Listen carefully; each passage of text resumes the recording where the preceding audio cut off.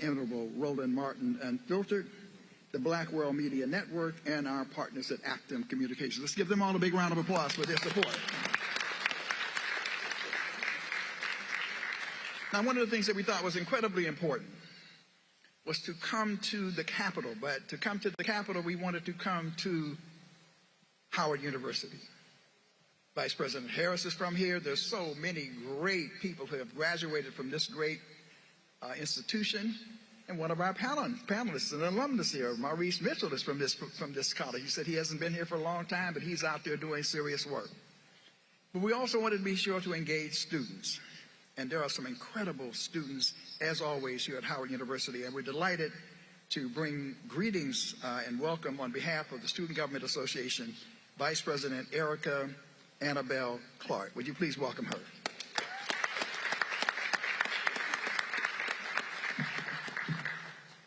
Greetings, everyone. How are you? Amazing. My name is Erica Annabelle Clark, and I am humbled and honored to serve as the 62nd Vice President of the Howard University Student Association.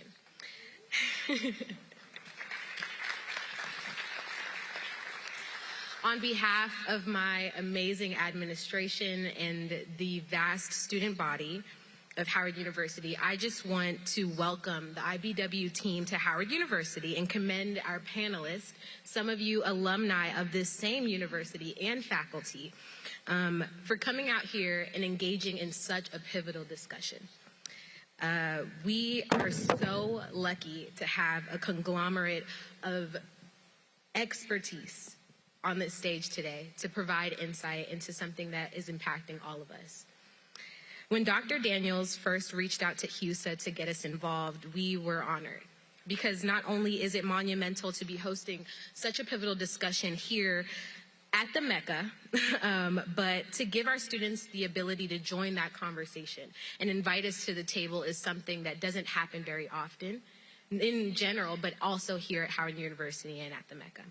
And for that, we are so thankful. And so we are so glad to be able to engage in this discussion, to talk about the impact of the midterms on Pan-Africanism, on the entire diaspora, and see where we can go from there. And so for that, I want to thank the IBW team. I want to thank these amazing panelists for coming out here today, and our amazing respondents for agreeing to be a part of this conversation. Thank you.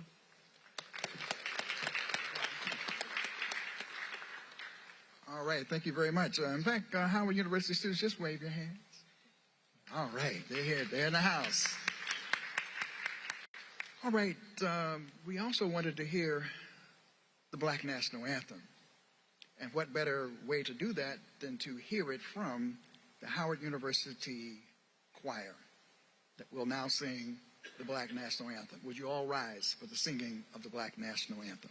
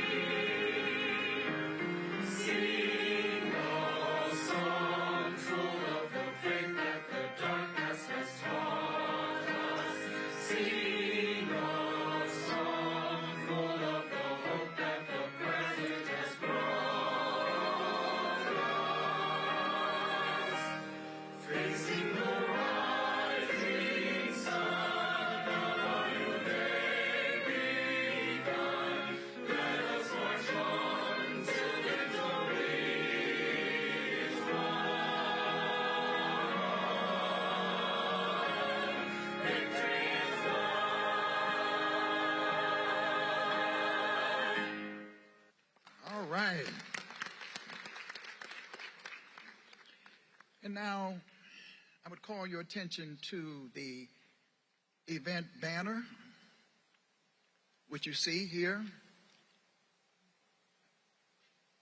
It is remembering our ancestors.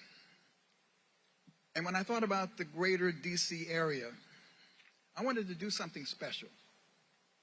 And so what you see on the screen at the very top is the legendary Dr. Ronald Walters.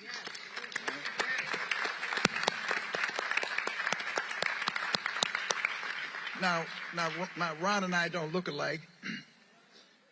I've been called Dr. Walters at least 3 times tonight. I mean, we were like this. We worked extremely close together, but we don't look alike. But I mean, but that's just the way that worked. But we were he's the scholar activist, and I'm the activist scholar, and we worked incredibly close together.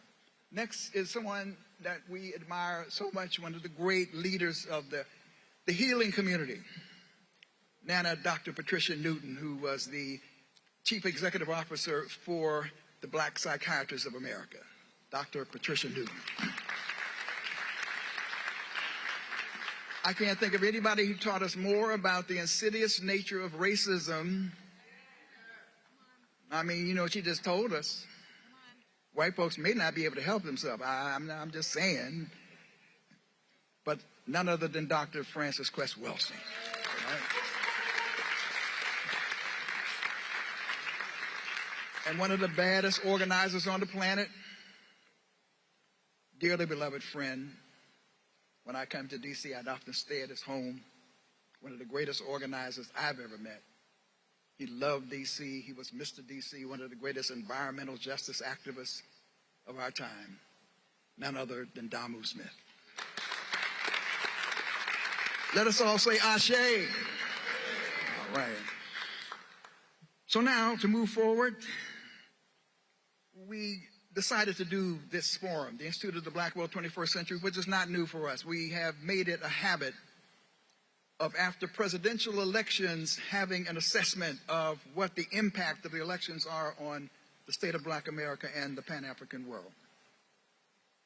Well, this is not a presidential election. But when we looked at the consequential nature of this election, we felt that it was important that we, in fact, convene this meeting. And that is why tonight you are gathered here for this discussion with this incredible panel that we have for you. Dr. John Henry Clarke once said that white nationalism, he said, the enemy of black nationalism, the enemy of black people, essentially. And what we have and what we are faced with is a white nationalist, MAGA-infected Republican Party, which is antagonistic to the interests of women and LGBTQ folk and labor and black people and people of color, led by the Orange Man, a.k.a. Agent Orange. 50 years after the historic National Black Political Convention, and I was one of the key organizers of that convention, a half century after the historic Gary Black Political Convention, in which was focused on the whole urgent need for a black agenda, IBW has assembled this incredible panel in order to address the question of the state of Black America and the Pan-African world after the November 8th elections. Black America and the Pan-African world are in a precarious situation. It may have been Vernon Jordan, forgive me if it were not, who once said that when white America gets a cold, Black America gets pneumonia. And so we are inevitably affected by what happens in these United States of America. We are here, and we're affected by what happens here. And so that's, again, why we gather, and we will be discussing the way forward, not only the analysis and assessment, but we'll also analyze the way forward. To begin that conversation, before I introduce our moderators and panel, I just want to bring in virtually Mr. State of Black America. The National Urban League does it every year, a report for years and years and years. A leader I have great respect for. He is a tremendous supporter of the Institute of the Black World 21st Century. He never says no. He just had to be out of the city on this occasion, but he agreed to offer some perspectives and reflections from the position of the Urban League in terms of the state of Black America. So we now want to hear from none other than our esteemed President, Mark Morial, President of the National Urban League. Hey, good morning. I'm Mark Morial. I'm President of the National Urban League. I'm coming to you after a quick workout from down here in New Orleans, where I am in town for a series of events being sponsored by the University of New Orleans. I want to just do a few things this morning. Of course, yesterday was the midterm elections, and I'll share some observations on that, but I want to lift up and say thank you and congratulations to Dr. Ron Daniels for his stewardship, leadership, and continued energy for and with the Institute for the Black World, and his steadfast determination to continue to push a progressive Black agenda, a progressive Black policy agenda. So that work is so difficult and many times unappreciated. But Ron, you are a nervous system and a piece of glue that connects so many of us, from the community of academics and scholars to activists to elected officials to other civil rights leaders like myself. And I want to let you know how much I appreciate your work. As we stand this morning, and as things stand this morning, control of both the United States House of Representatives and the United States Senate remain up for grabs. It appears that even if the Republican Party can take control of the House, it'll be by the narrowest of margins, 3 to 5 votes, but even that is not guaranteed. Control of the Senate remains up for grabs, and all eyes are on the great state of Georgia, where Raphael Warnock holds a slim lead over Herschel Walker, and I'm not going to get started on that commentary on that gentleman, but want everyone to know that if there is a runoff election in Georgia, we're going to have to engage and mobilize to ensure that people turn out once again. That runoff election would be in early December.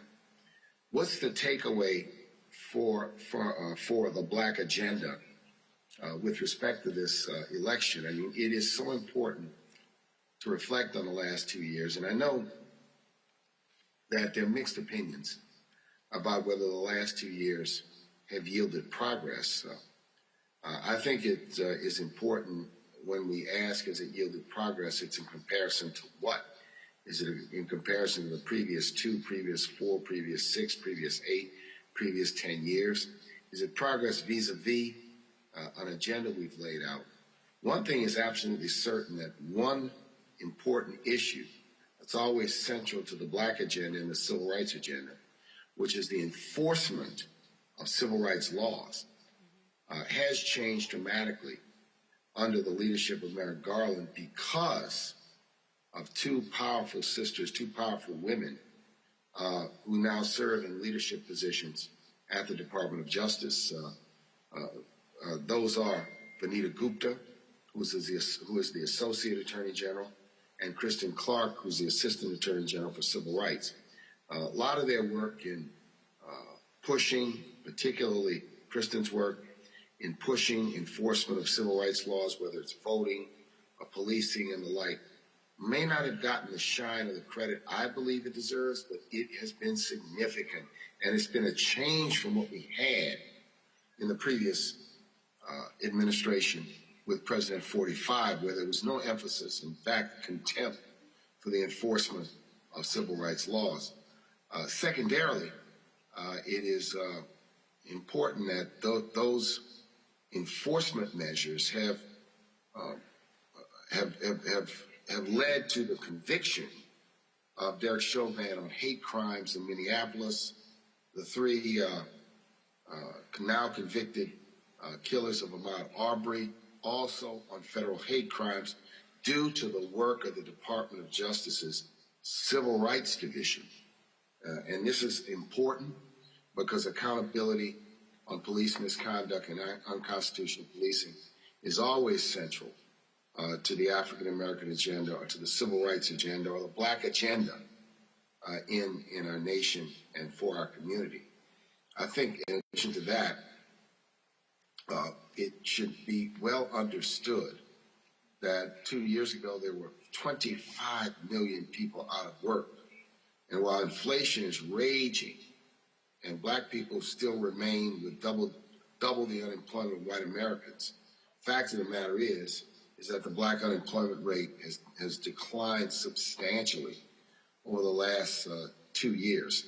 And directionally, even with difficult and tough times, it's a better situation than 2 years ago, but still a challenging situation when it comes indeed to the economy.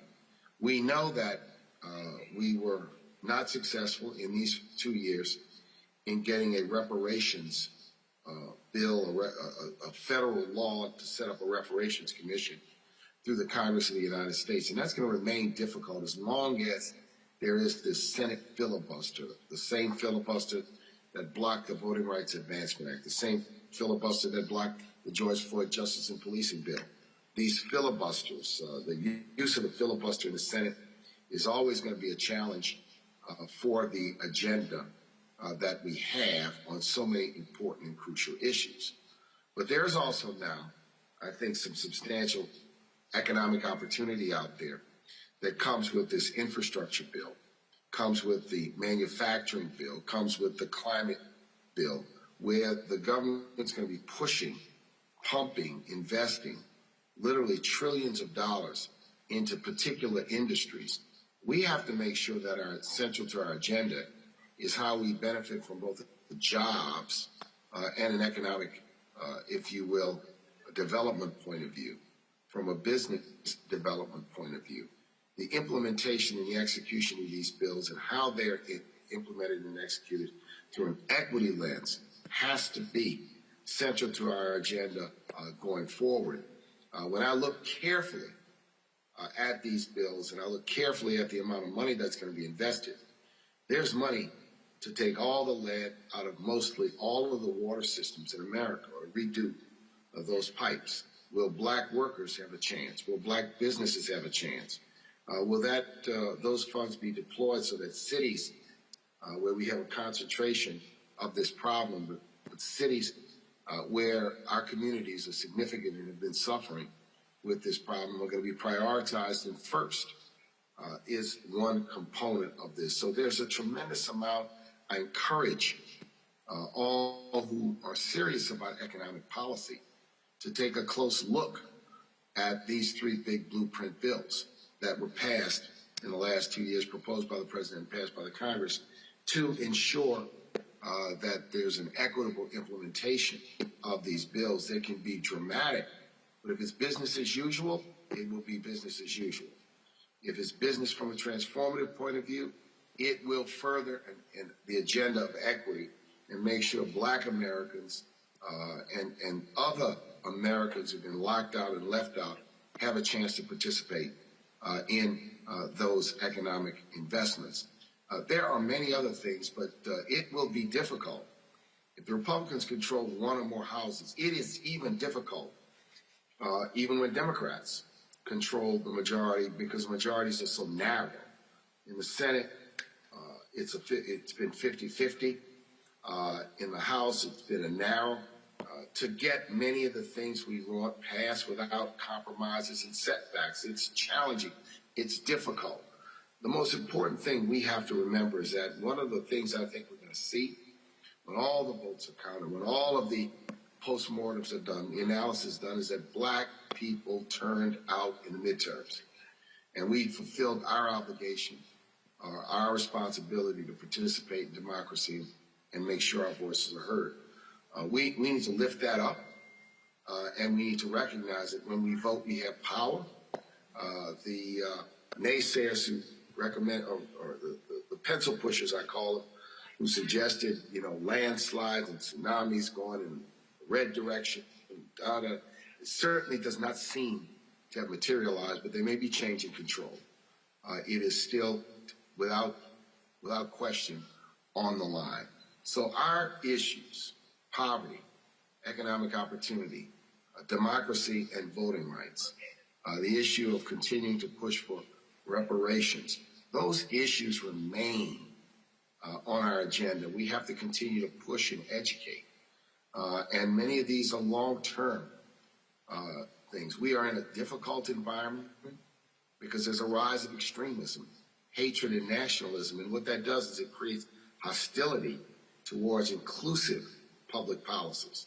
But this is our fight. It's the work we do. It's the work of the Institute of the Black World. It's the work of the National Urban League. It's central to the state of Black America.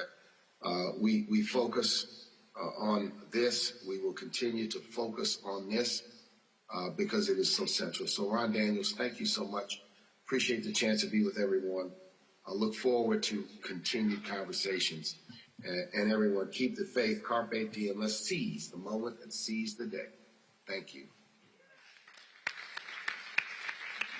President Mark Morial, he's working out and he's ready to get ready for the next round. So he's in the gym down there in New Orleans, as they say. Now to introduce this powerful panel, representing some of the brightest and best leadership in Black America from the civil rights, human rights, advocacy organizations, an extremely powerful assembly of leaders, if I have to say so myself, and I'm proud of them and that they would take time to stand in the church, that they would not see it as robbery to join us this evening. To my right and your left is a person who represents the NAACP, and NAACP, particularly its Washington office, which is not necessarily what its title is anymore, but that office has been extremely influential over the years, and we're delighted to have with us the person who is responsible, the national advisor for policy and advocacy, Hillary Shelton.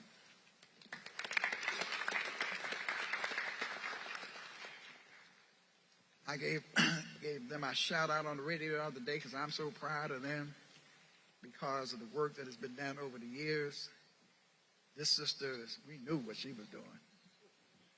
And that's Melanie Campbell, President of the National Coalition of Black Civic Participation. Next, the man with the message who knows how to talk about gun violence and how to prevent it as best as anybody I know. I uplift him. He and we clash a little bit because he gets I'm sure he's going to smoke tonight, and I'm a little bit more pragmatic, but I love the brother. He's with the Live Free campaign, and he has been pushing for money. In fact, who knows, in this next administration, see how it turns out, billions of dollars to put into the community to deal with not refunding the police or arming the police, but arming us as black people to be able to do what we need to do. Pastor Michael McBride. Next person needs no introduction because she be taking care of serious business too. We have to watch her every now and then. She get out there, we have to grab her and hold on to her because she will take no prisoners. And we're delighted to have her, and she has come up through the movement as one of our brightest and best, and that is Tamika Mallory, movement strategy and co-founder of Until Freedom. So honored, and I promised her, because we need to uphold our traditional organizations as well as our new organizations. The National Council of Negro Women is an important organization. And Janice Mathis is the president and CEO of the National Council of Negro Women. Janice Mathis. And if you can catch up with this brother, good luck, because I had to chase him down the other day and go up on campus, and then he drafted me to teach the class while I was up there. I had to come find him. I said, brother, you got to be on this panel. Y'all all know him. He is the chairman emeritus of the African American Studies Department, but again, one of the most brilliant minds we have in Black America and the Pan-African world, Dr. Greg Carr.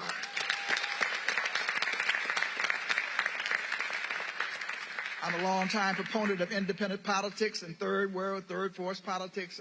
That's I ran as an independent candidate for president in 1992. I've not really surrendered my view on the need for a third force or an independent party. The person I think who represents that best and the formation I want people to pay attention to is the Working Families Party. He is an alumnus of Howard University, the secretary of the Working Families Party out of New York, but across the country, Maurice Mitchell.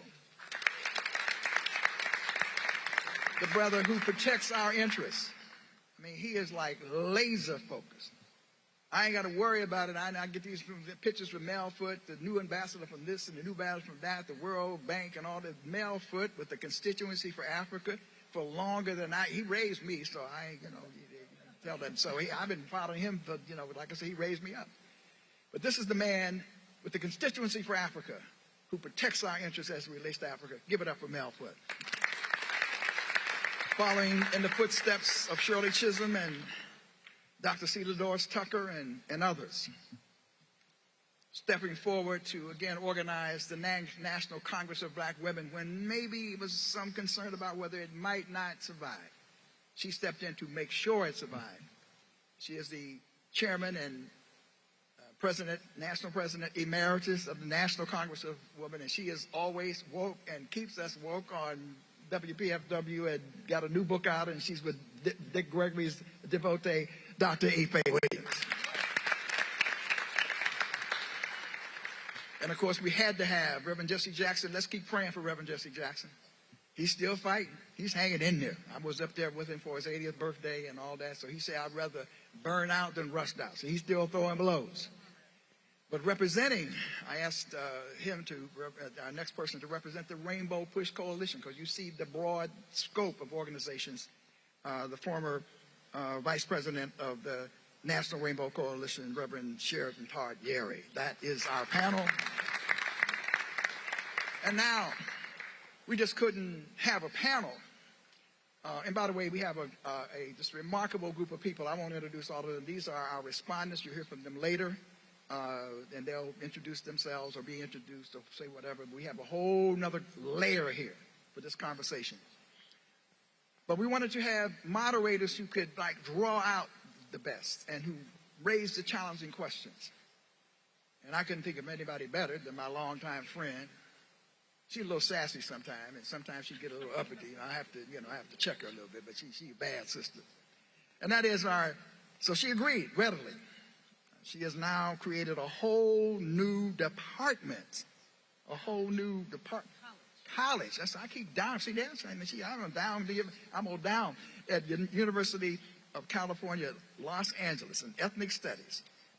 President Emeritus of Bennett College. Black America's leading political economist, Dr. Julianne Malveaux.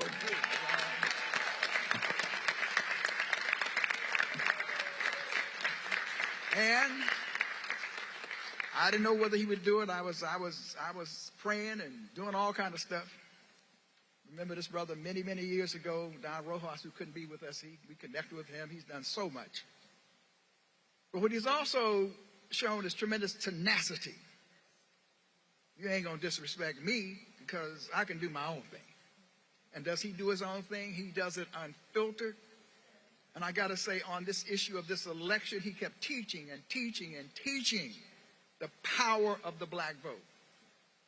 And so we are honored to have him with us tonight to guide this conversation. Let's give it up for Roland Martin. Roland Martin. So, Brother Roland, we were up until 2 o'clock in the morning chopping up this election. Chopping it up. And I have got to give you props. I've been a regular on your program, and you just do it. You ain't crazy about the other people. You crazy about the truth. And we appreciate that. We truly appreciate that. Yeah, give it up for him. Come on now. So before we get to the panelists, what you got to say? I know you got something to say. Yes, I got something to say. Let's start. Okay, so let's start off. I will start with Tamika. I think she must be the youngin' on our panel, which is a good thing. This young lady has brought energy, tenacity, focus. She stands up for us, and that's important.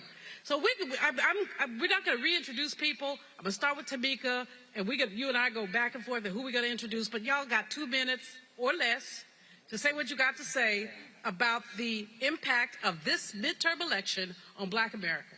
I got the clock. Or less, or less. I already know Roland will text me and say, shut up.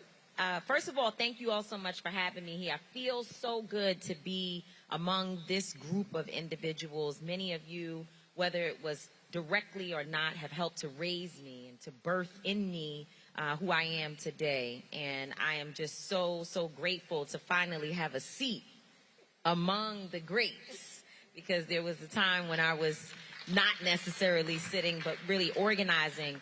What I'll say is that, you know, I sit in a very, very unique position, being a baby of the movement, and having access to and having watched and admired so many of those who are here, so many of our elders and leaders who have gone on, passed away, and then, of course, being accepted in many ways by the culture, hip-hop culture, and some of the younger folks who are thought leaders and activists today. And so I sit sort of right in that intersection. And what I would say in this moment is that it is time for us to reimagine what the Black experience in America looks like. I think about Dr. King and SNCC and others who did reimagine.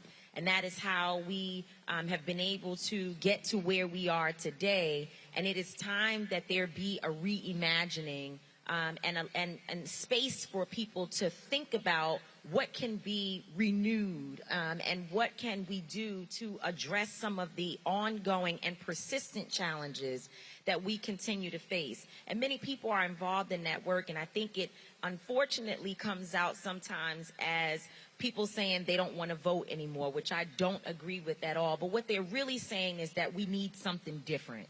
And I think we have a responsibility, and certainly I take on the role of sitting at the intersection of explaining why there is power in our vote, but also understanding that a vote alone is not the only tool. And we've always known this. I'm not saying anything new, but that there must be something in this moment that speaks to where we are as a people today, and we're all trying to figure that out together. And so, again, that's why I appreciate being here to learn, to listen, and to share. Sheridan. Well, good evening to all of you. Good to be with you, to soak up the energy in the room, to see all of the faces, and to appreciate just how important this moment is, not only for the Black community, but for the nation. As I was listening to my sister Tamika talk and thinking about some of the results that you won't see or hear about as an outcome from this election, because we seem to be so singularly focused on the big shiny thing in Washington, that we tend to miss that the carbon monoxide that is polluting the House is leaking in at the local and state government level.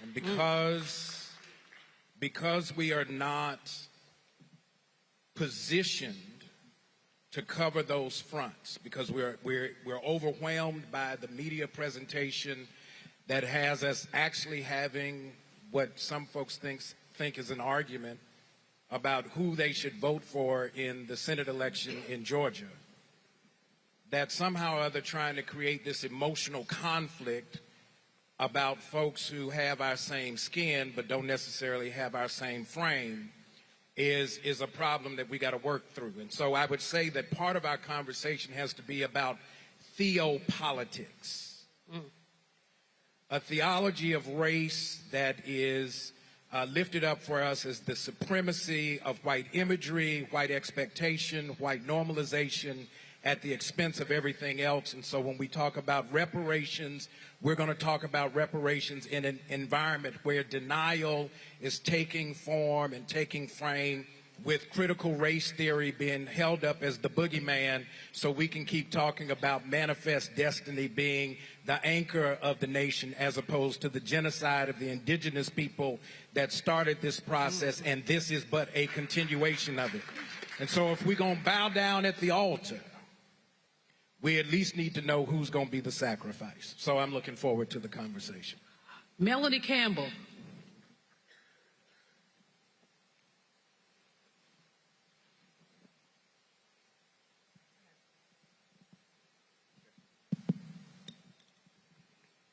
Hi, hi everybody. Hi, Roland, everyone. Good to be here. The thing that I really just shortly wanted to, and thank you, Dr. Daniels, always for pulling us together. It's just great to be here tonight. The thing that I want to focus on, everybody heard there wasn't a tsunami, there wasn't a hurricane, it didn't shift, and that the women took care of things. Which if you go back, and Dr. Malveaux, you like to look at numbers, and so I made sure I studied my numbers before I came here. You got to go look and see what women showed up and saved the democracy, and who went with what they were hoping to have was a red tsunami. And when you look at what happened in 18, white women evenly went with Democrats and Republicans. But yet 2 days ago, they went +8 Republican. +8 red. So we have to peel that onion to see who. And so black women, again, black men, right? Stop that tsunami. And so then the question becomes, who benefits from that? Because I sat on I'll call the name of the group, I'd get myself in trouble. Go back. I hadn't had no sleep much. Listen to that conversation. Never broke down those numbers. And so who gets to go over to 1600 Pennsylvania Avenue and have that conversation? And depending on what happens in the House and Senate, which is still up for grabs, who gets to do that? And so when we talk about that, we've struggled the way we had. We don't need to have to go outside and get arrested, Tamika and Jan. When we saved this country one more time, we need to be sitting at the table talking about what our agenda is and where we go to continue. I'll stop there. Roland cuts me off.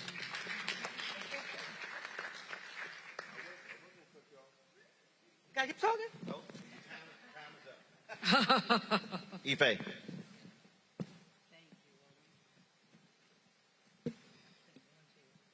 Testing 1, 2. Better. Okay. I want to say hello to all of my WPFW friends. I know they're listening, all our WBAI friends, and all of the Pacifica stations out there across the country. I'm not overly optimistic that very much is going to change.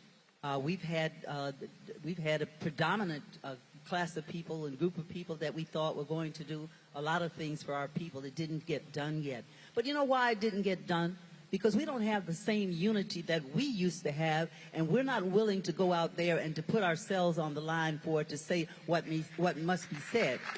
I look at what's going on with our brother Tyree Irving right now, and how many of us have said anything about freedom of speech. We hear so much from others when they talk about us and they put us down, but then we're afraid to say something when somebody else is talking about our people. Until we do that, until we're too afraid to talk, then we won't get anything done. So I need to see us return to that unity that we once had. And I remember the strong women that we have to lean on, my sisters who are here this evening, and also my brothers are very aware of them. I'm sure Dr. Carr is, because he's got more books than I've got in my house, and I have rooms of them over there. But, you know, we have people to lean on so that we can get over that fear that we sometimes have. Dick Gregory would remind us that God and fear do not occupy the same space. But some of us are still to speak out on the things that we ought to be speaking out about. We have Ida B. Wells. We have Frances Cress Welsing. We have Fannie Lou Hamer, Harriet Tubman, Sojourner Truth. We have Tamika Mallory, and we have a lot of young people. You know, we got to stop saying, "Ooh, these young people, they ain't doing this, they ain't doing." Let me tell you, the young people showed up. this time for this election, and we need to stop saying that. We need to be with them. We need to be joining hands with them. It's not just about woman power, but I had to say to my white women friends a long time ago, yeah, I'm glad to be working on the Equal Rights Amendment, but you know, I've got some rights that I want you to help me work on, and if you don't help me work on my rights, I don't have a whole lot of time just to spend on the fact that I am a woman, because black women are already strong. You know, we don't have to be taught to be strong and how to vote. But I tell you, the most important thing we can do now is to not be afraid to form coalitions and work with each other, and not think just because you go all the time to the powerful people that the rest of us can be forgotten. We've got to learn to get together and plan our agenda. That's why a lot of our people don't follow it, because we don't go to them anymore. Justice means something different for a lot of our people, and we have to talk with them to understand that. I love you, thank God, and bless you all. My sister, thank you so much. We didn't hear much about Africa during this midterm election, but I want to hear from Malveaux about this. Great, thank you. Am I on? You up? Okay, first thing I want to thank Brown Daniels for inviting me. On the Africa side, I've been working on Africa for more than 40 years, been to many countries in Africa. First thing I will say about this election, it wasn't just about black America, the 40 million of us here. It was about the 2 billion African people worldwide, and they're all watching this. I would say in terms of U.S. policy toward Africa, historically it's been bipartisan. When I look back at the most effective American president working on Africa, George W. Bush. You don't want to hear that. $20 billion for PEPFAR, $5 billion for Millennium Challenge, great on trade. So don't think that this is a Democrat or a Republican party. We did very good up until Donald Trump. Donald Trump stood to the mic and said, shithole countries. That's how he described Africa. And ever since then, we've been backpedaling. Biden is doing a great job trying to turn this around. We're going to have a U.S.-Africa summit December the 13th to 15th here in Washington. 40 African heads of state are going to be here to talk about U.S.-Africa relations. If you don't know about it now, you're going to know about it, because you won't be able to breathe or get around town during that time. I want to say that the real challenge going forward is to scale up. The commitment from the U.S. to Africa is minuscule. And when we're dealing with issues of climate change, health challenges, trade, and all these other kind of things, we need to scale up what the U.S. government is doing for Africa. But I think we're on the right track. We're on the right train. I'm not convinced that no matter what happens in the Congress, we're going to see a dramatic change in U.S. policy toward Africa. Thank you very much. I yield back. I got 15 seconds. I want to recognize the ambassador of Mali who is here. Stand up, Ambassador. Oh. My good friend, Ambassador Berkeley of Mali. Thank you very much. Thank you. Hillary Shelton. Well, good evening. I'm excited about being here, first because I get to take notes from all my heroes that are sitting in this line. Many of you, I have your books, I have your speeches, I have other things that you've done for me, and I'm just delighted to be here for that reason. But also I understand and see who's on the second row. Who's on the second row tonight are those that are going to keep us honest.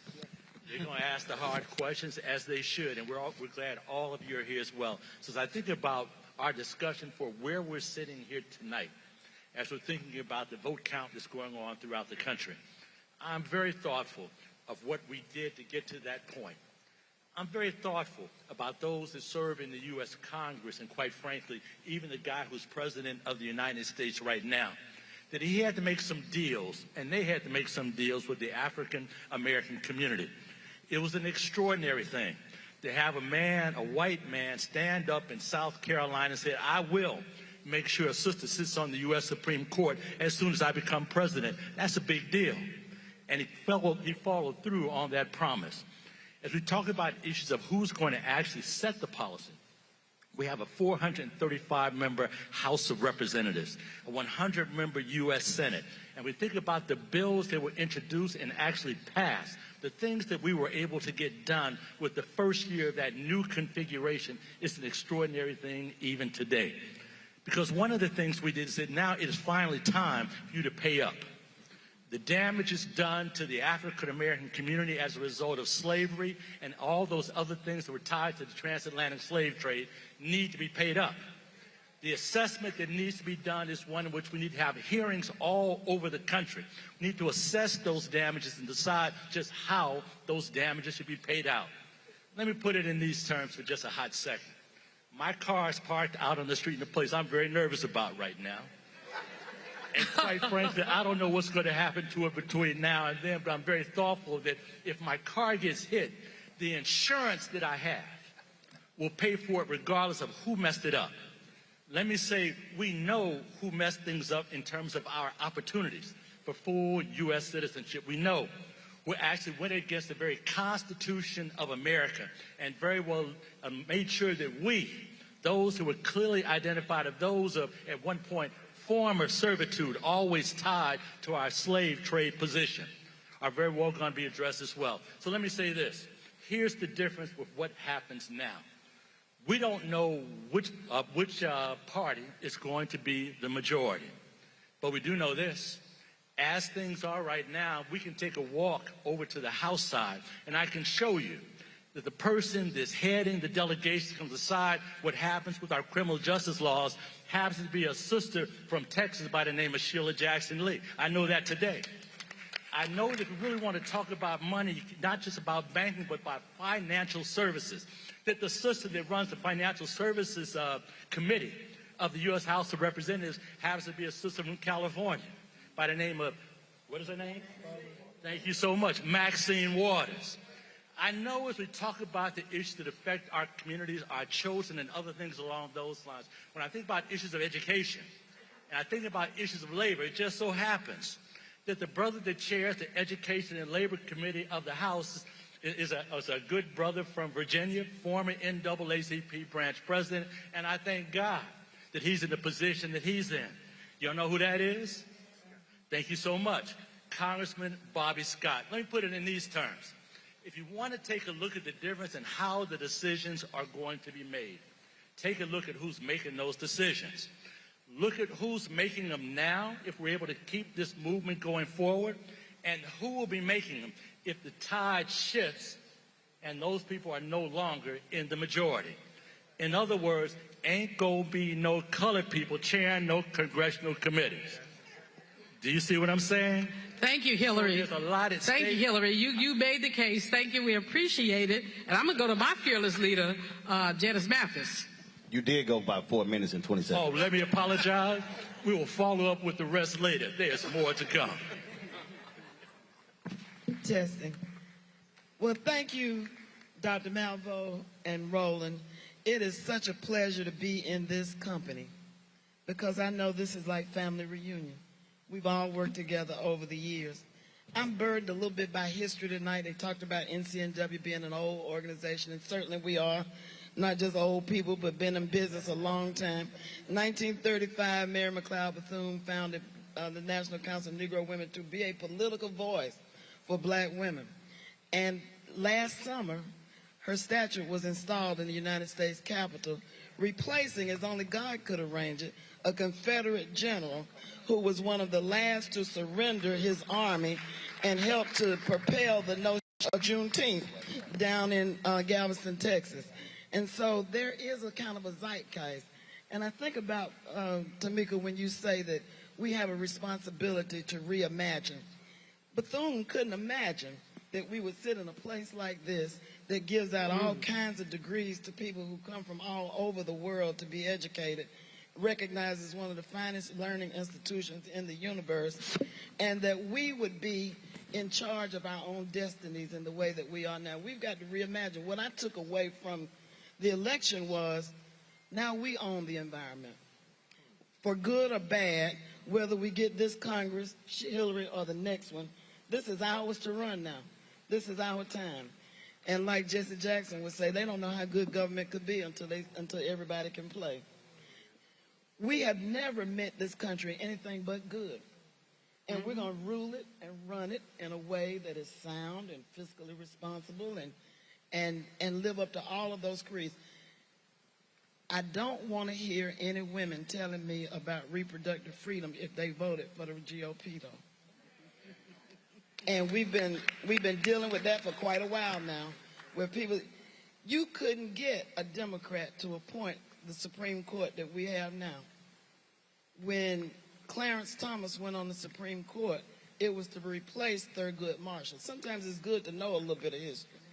And so the next time a white man from the GOP recommends a Southerner from Georgia to you for high political office, you have to think about whether you're using your power wisely or not. I happen to be a graduate of the University of Georgia in Athens, Georgia, and was there when Herschel Walker was playing football. They used him like a mule then. And I won't comment on what they're doing to him now. But there are no issues that are beyond us, is our point. We celebrated Black Women's Equal Pay Day. It wasn't really a celebration because it wasn't until September of 2022 that Black women earned what white men earned last year. And we're not moving in the right direction because last year, Black Women's Equal Pay Day was in August. It took 8 months. This year, it took 9 months. We've got work to do. Janice. I'm done. It was good though, wasn't it? It was good. It was 3 minutes and 9 seconds. I told you. We know each other too well. Playing. Let's see here. Pastor, you ready? Go.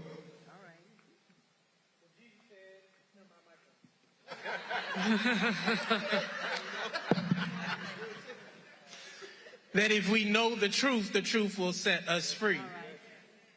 And it is important, I think, for all of us to appreciate that certainly well over the last 5 years, we are living through an information war where our communities, regardless of your economic or political status, are being overwhelmed with misinformation and disinformation.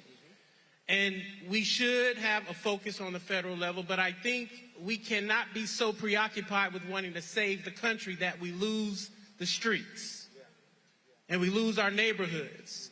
And one of the many ways that I and many of us are concerned is the way we are seeing a slingshot back to a 1994 narrative around how we discuss, understand, and address violence in our communities.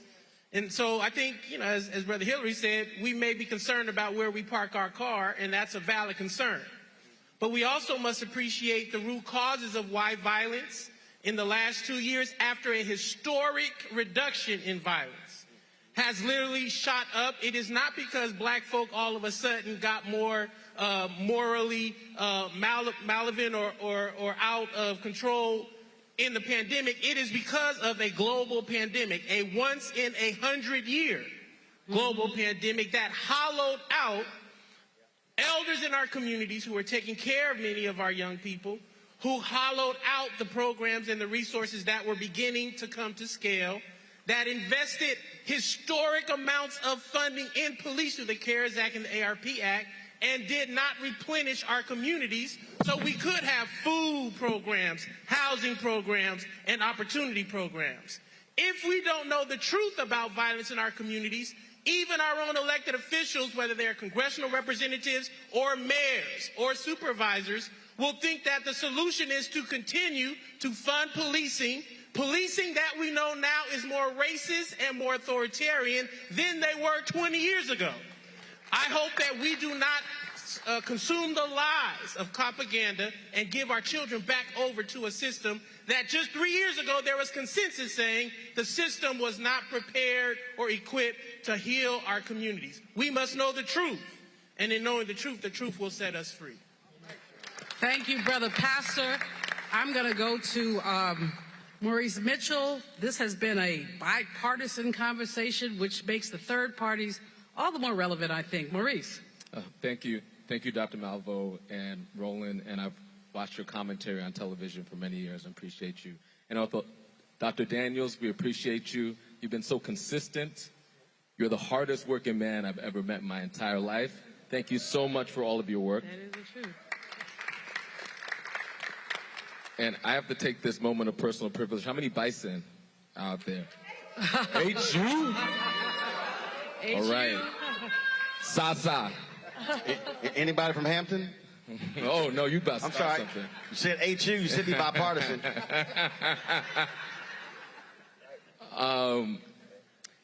So I'm going to use my 2 minutes wisely and say this, that indeed, it's important that we consider the role of independence. So I run an independent political organization, independent of the Democrats and the Republicans.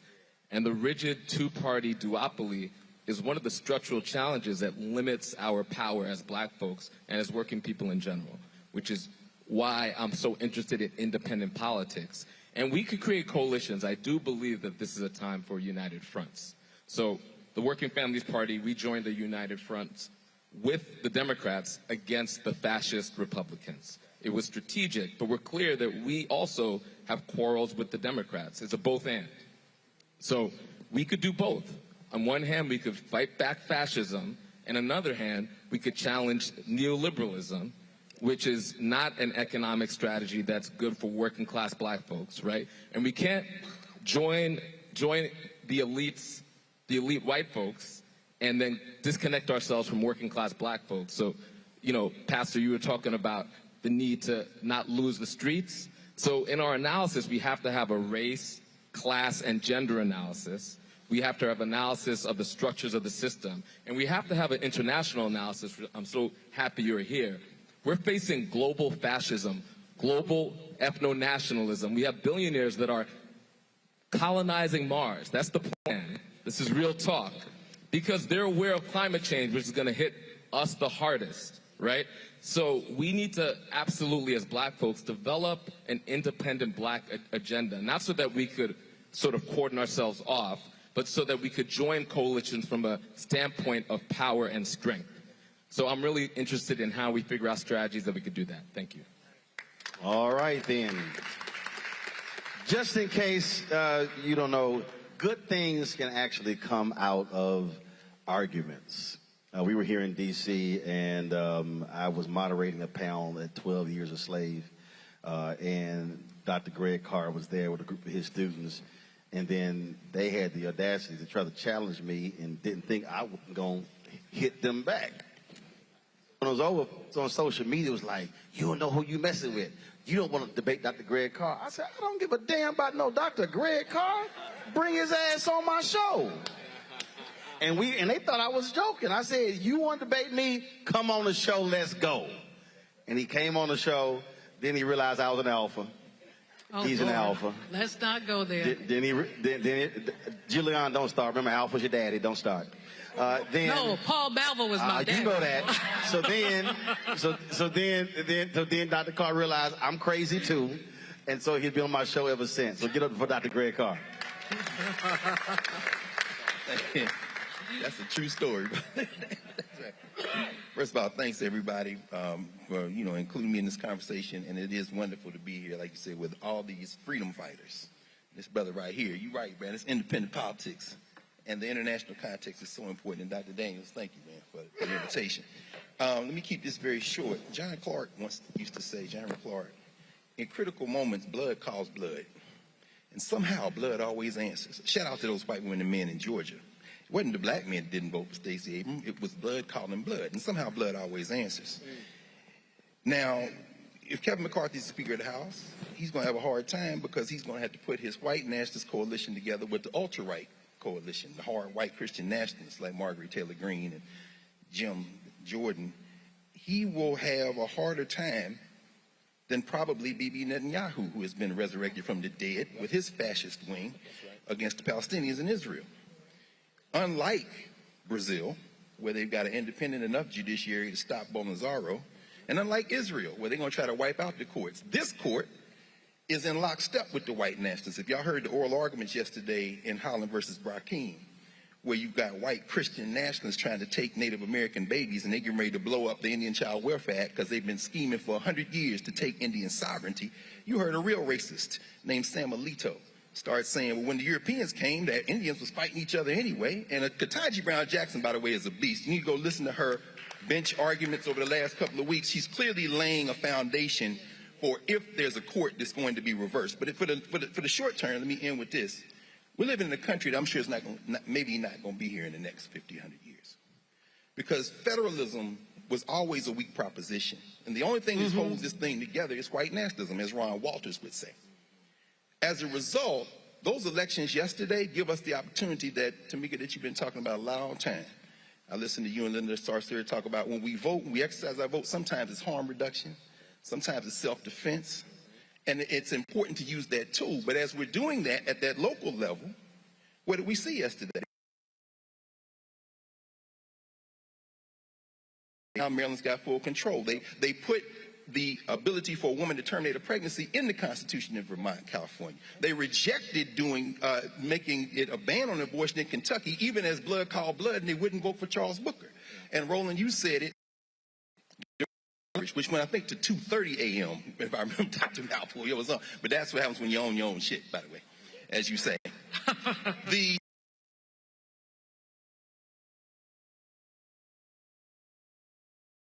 You named Gary Chambers, you named Mandela Barnes, can now use that apparatus to organize at the state level and build an apparatus, not for the Democrats, but for us, because finally, as Ron Walters and Juan Downs would remind us, on the 50th anniversary of Gary Convention and the 122nd anniversary today of the Wilmington Pogrom, where they had a coup d'etat in Wilmington, North Carolina, because they wouldn't let black people rule them.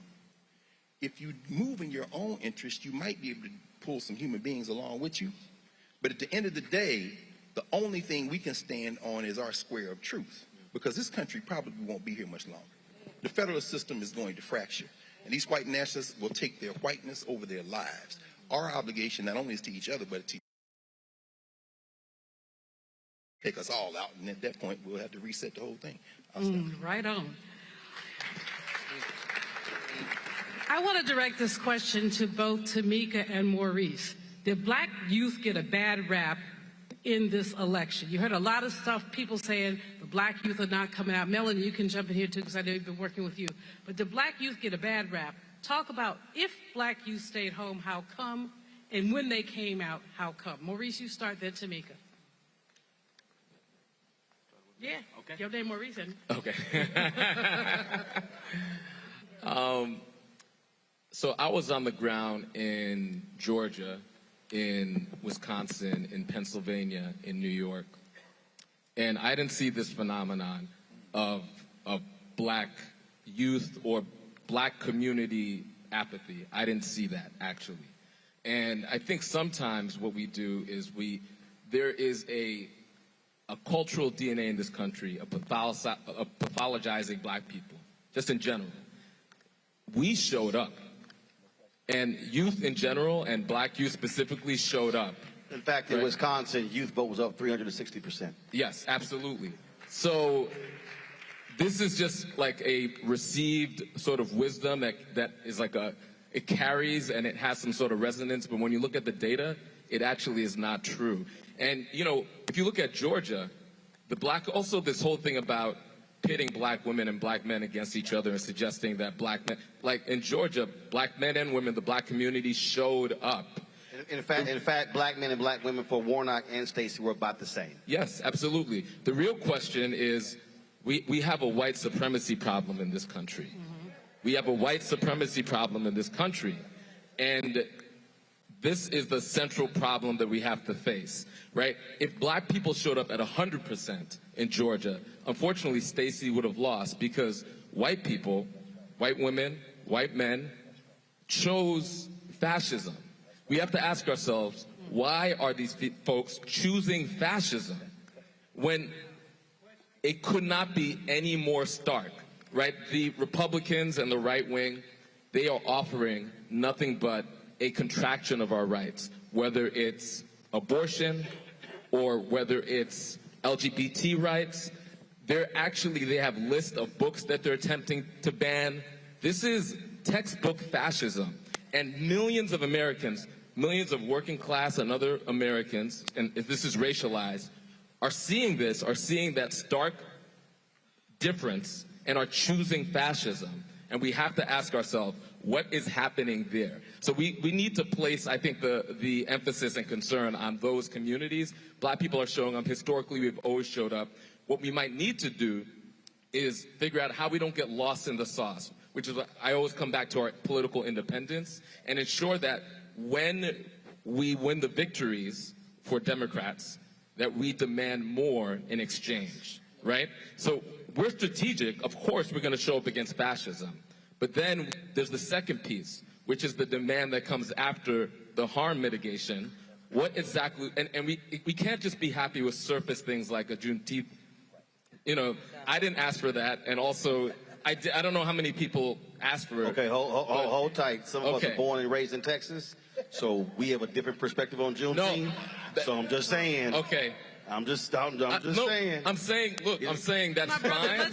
However, we need to deal with material changes in working people's lives, right? I will give up any holiday Maurice, to transform our economy. My brother, we appreciate you, and Tamika's going to speak to this. No, I mean, well, you were on it, so I thank you. But, you know, I think the way our society is set up, black people get blamed for everything, you know, and it's a scapegoat. Is to say that we didn't do something. And in fact, what troubles me is even within our own community, when we want to challenge the system, especially when it gets close to elections, we are told to be quiet because we will be blamed because someone didn't win. Even as we were dealing recently with the legislation to put more police in our community, which we know we don't need, because the police that are being placed in our communities are coming through a system that has not been changed. There still are not the types of accountability measures necessary to ensure that the police departments across this nation respect black people, and that if they don't, they will face consequences for such behavior.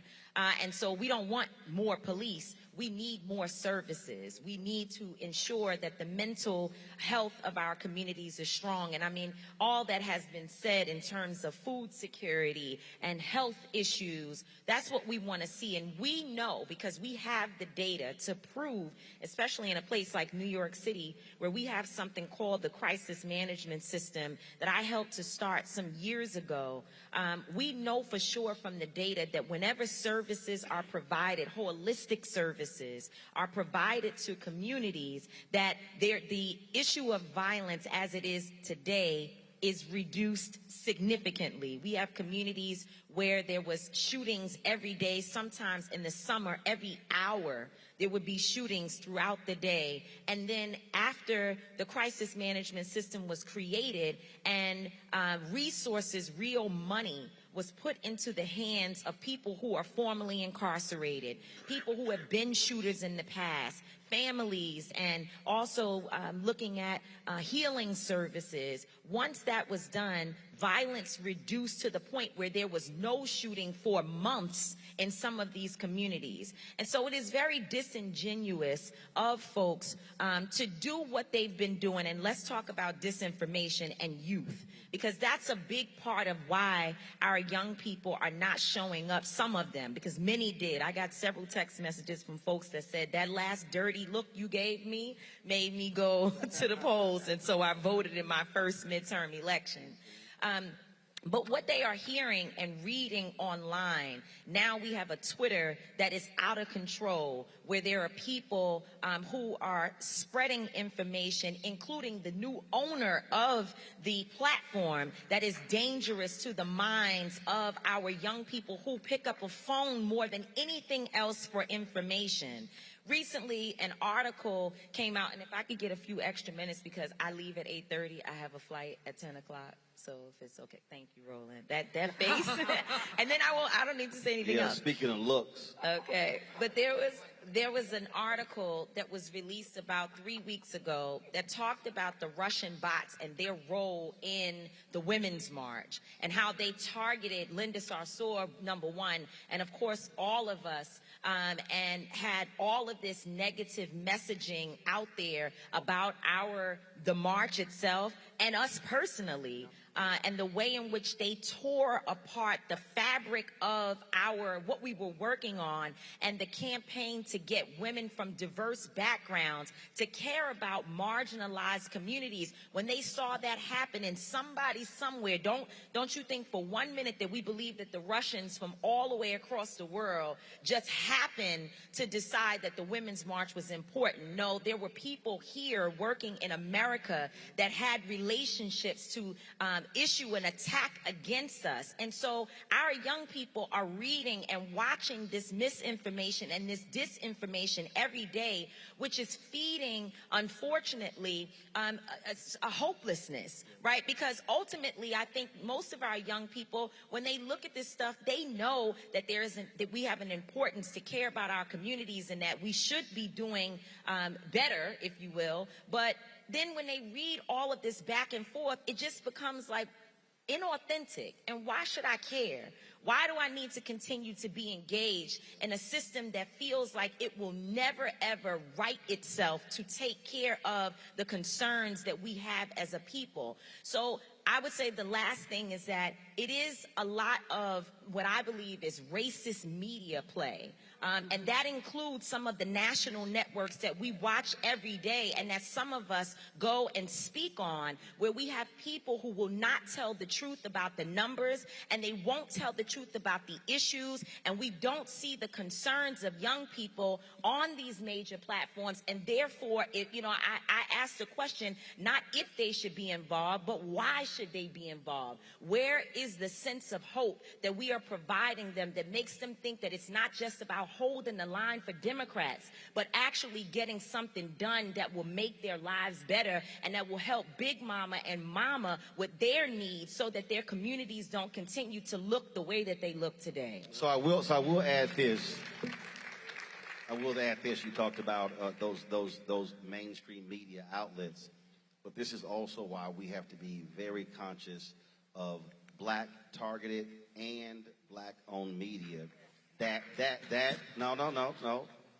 actually parrots white media.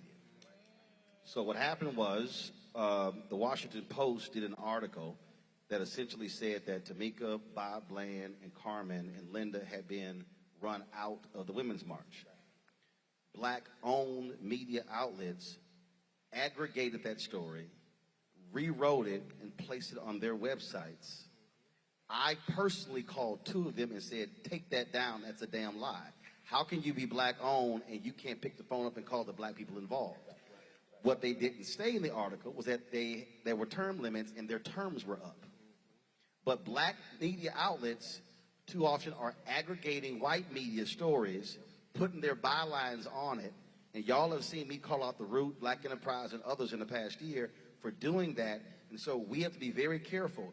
You're oftentimes reading black websites that are rewriting stories in the New York Times and the Washington Post, putting their byline on it, throwing a quote in it, and people go, oh, I saw it in there, such as when Newsweek did an article saying that Biden gutted the funding for HBCUs, and the story was a lie, but people ran with that, posted that article, and it spread like wildfire, and I literally spent 3 weeks saying, y'all, this is the actual truth, but they saw it in white media and believed it. So we have to be very mindful of that as well. I will say this here, we're talking about elections. Since the work that Until Freedom did on the case of Breonna Taylor, if you want to understand why voting matters, the white judge, Mary Shaw, who signed the search warrant that led to Breonna Taylor's death, was beaten by a black attorney, Tracy Davis, in Louisville. Roland, Tracy Davis is not just an attorney. She was an activist and also the attorney who helped to get us out of jail every time that Melanie was up all night worrying about us getting locked up. So the people understood the assignment and they went and did their business in this election to get rid of that. So I raised that point, which leads actually into my next question, because we often spend lots of time talking about who's going to control Congress, who's going to control the House, the Senate, who we as governor's mansions, but this is a perfect example of what happens when we also mobilize when it comes to those local elections. Melanie, what we're now seeing folks now understand the judicial races, the district attorney races, those lower level races. Talk about, when we talk about this, the idea of a black agenda, our focus cannot be just on Washington, D.C. Our folks need to be thinking about what is the black agenda for the city, for the county, for the school district, for whatever elected offices are, where they live. It can't just be focused on D.C. Thank you. Roland. And the other addition I would like to add to that is because there is this effort still, I don't care what happened Tuesday, it's still an effort to go to states' rights. And so I think what happened in Michigan with them taking, that there was a shift in power. I have to be careful with my tax status. But just facts, right? We could talk about all the other things. Great, you got the governor and all that. But taking over these state legislatures is going to be what allows for us to have the ability for what we do locally to stand. And so it's kind of this sandwich situation where you have the ability to, let's say you pass, a brother from the Workers' Families Party, right? You know, being able to pass some of the kinds of local legislation, economic justice legislation, whether it be increasing of wages or if it's paid leave or anything like that, then you have the state that can reverse that. And the reality is that part of what I have a major concern about that we have to get in a room without any microphones and cameras is really get down to looking at this long term. Roland, you talk about this all the time. The power that we dynamic we look at is 30 years back, 30 years forward to now. Because what the Republicans were able to do, they never stopped a core agenda of going back to states' rights. And so, although things didn't all go the way that some folks wanted, when I look at those expos, Dr. Carr, and I see how white women voted, I see how white men voted, I see how even Latinas voted, right? Because they're being targeted to think, a little differently. We have to figure out how our strategy around long-term thinking about building and maintaining black political power in this country, we've got to really get together in a real way very, very soon. Melody, that's a great response in terms of Roland's question. And you raised something in the context of your response that I want to flip over to Janice Mathis. There has been a tension around this election. Do people care about abortion or do they care about inflation? First of all, I would posit that black women can care about both things at the same time.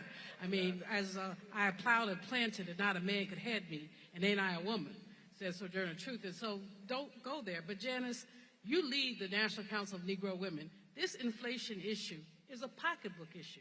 Sisters are paying 10% more for food than they were this time a year ago.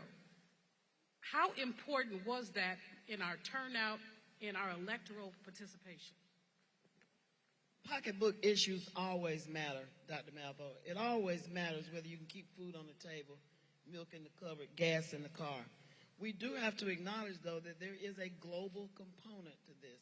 There is a global capitalist greed that goes with natural resources and how we constrain them, how we take them from one part of the globe and assume that other places on the globe are more entitled to use those resources than others.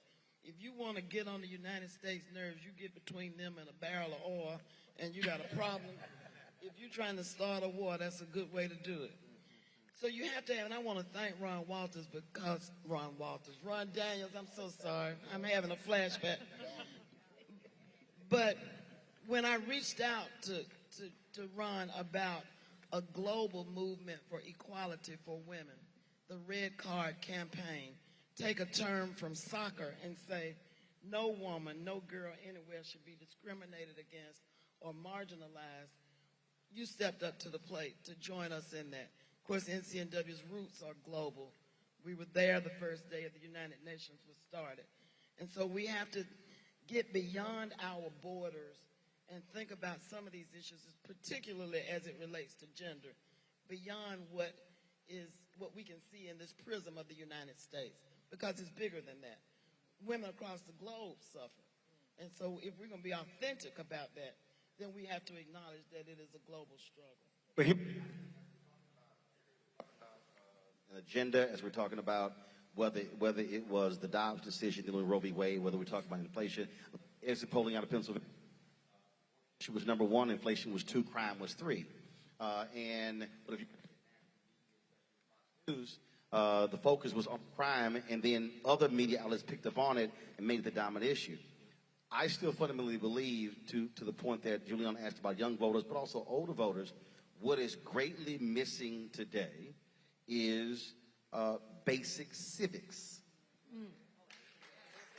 So the question I have, with 2,000 chapters, what is the NAACP doing specifically to deal with that? I believe utilizing that infrastructure, we have to return to that, because I deal with people every single day who literally have no understanding about connecting the dots, public policy, none of those things. I mean, I'm still dealing with ignorant people who run around saying the Asians got a hate crime bill.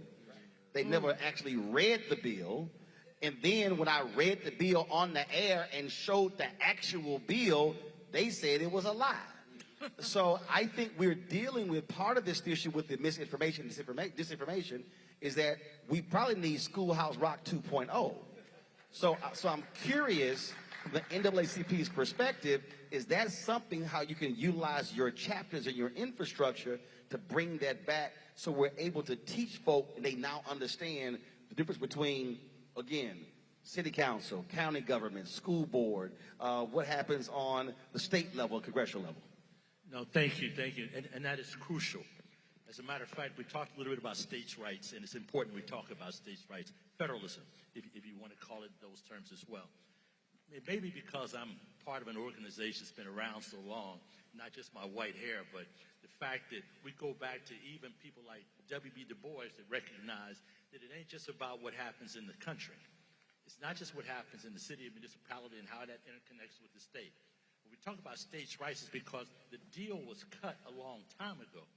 The way the deal was cut, it was say that if you want us to be part, this is coming from the state governors, if you want us to be part of this vision you have of this so-called United States of America, then you're going to have to give us some things that we want too. And that is, you can't have control over the time, place, and manner in which we carry out our elections. Very well, so we're thinking about what's happening in our neighborhoods. You can't have control at the federal level to how and what we're going to educate our children. You can't have any control at the federal level of what we're going to do and how we're handling things in the neighborhood, who gets to live in what neighborhood, what area. So here's what we do to answer your question. We have conventions every year. We've been meeting together since 1909 to talk about just that set of issues. As a matter of fact, we train our people to understand not just what's happening in the federal government, but we're going to need your help there, because you're going to be electing some members of the House and a couple members of the Senate to spend some time up here, and we need somebody that can have some control over them. If you want to stay in the Senate and get all that grandiose attention and everything else, you're going to have to deliver on some things for us. It's not a surprise when we think about those issues that the woman who happens to be the Vice President of the United States was a co-sponsor of the Senate bill to support H.R. 40. She and a good brother from New Jersey, thank you so much, Cory Booker, were actually the two people in the Senate that moved that bill through. We understood how important it was for them to do that at the state level, at the federal level, but we've moved to have a number of states actually pass legislation supporting the same thing. Now let's take a step beyond that. At the local level, we've been doing the same thing. We actually have a delegation to show you we don't limit this to the borders of the United States. We have a delegation in Egypt right now. This meeting over something called COP27, which is an initiative to address all the poisons that keep being dumped in our communities. Now, people want to say that's just a local thing. It's not. Folks are making a ton of cash, even moving all these contaminants from other countries in through various components of the U.S. and getting paid along the way. Bottom line, if you only talk about one issue, you've missed the point. If you don't think about how each of them interconnect with the others again, you've lost sight of what needs to happen. Let me say this. Du Bois was right when he talked about it in 1904, the importance of addressing these issues both internationally as well as nationally. Du Bois was one of the people that actually worked on something called the League of Nations that you know today as the United Nations, because he said you can't solve the problem in the U.S. if you're not looking at what's happening in Nigeria, and you can't solve the problem in Nigeria if you're not thinking about what's happening in South America. Let me say, I've yet to go to a country that does not have a group of black folks that came to those countries in much the same way we came here.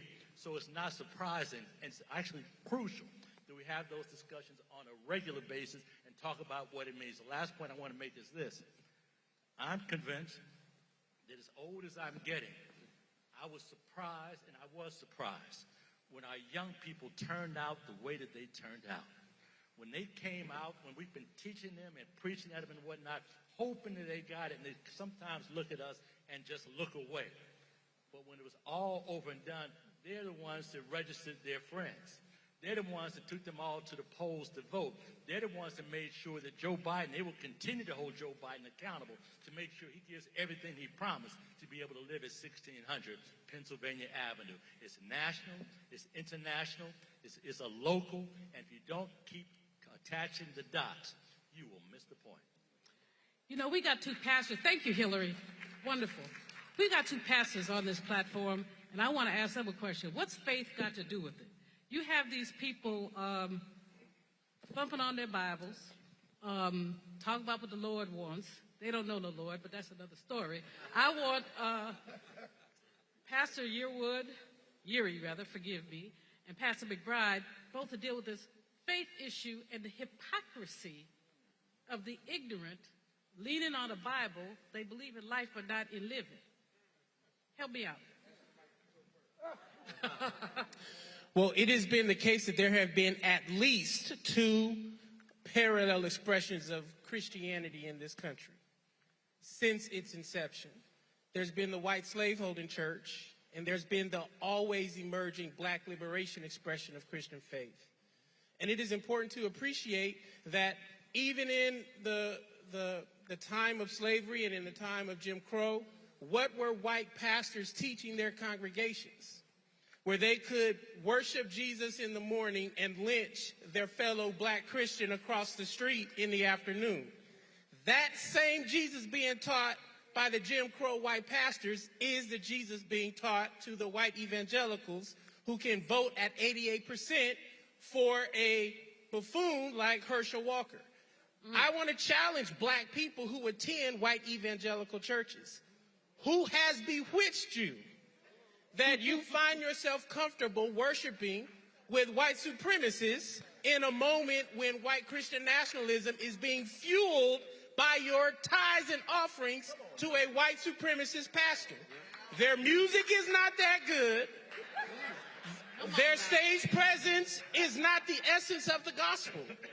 We ought to be a people who should walk out of white churches when white churches continue to indoctrinate the people that sing on the worship team with you, play in the band with you, teach your children in Sunday school to be lawyers, to be judges, to be police officers who will shoot your children dead when you are not around if they come and ask you for some sugar in the nighttime and they don't know who you are. We as a people, particularly we who follow Jesus, must always remember there have always been multiple expressions of Christian faith in this country, and dare I say, liberative impulses in all religious traditions that come out of the black experience. We are not perfect.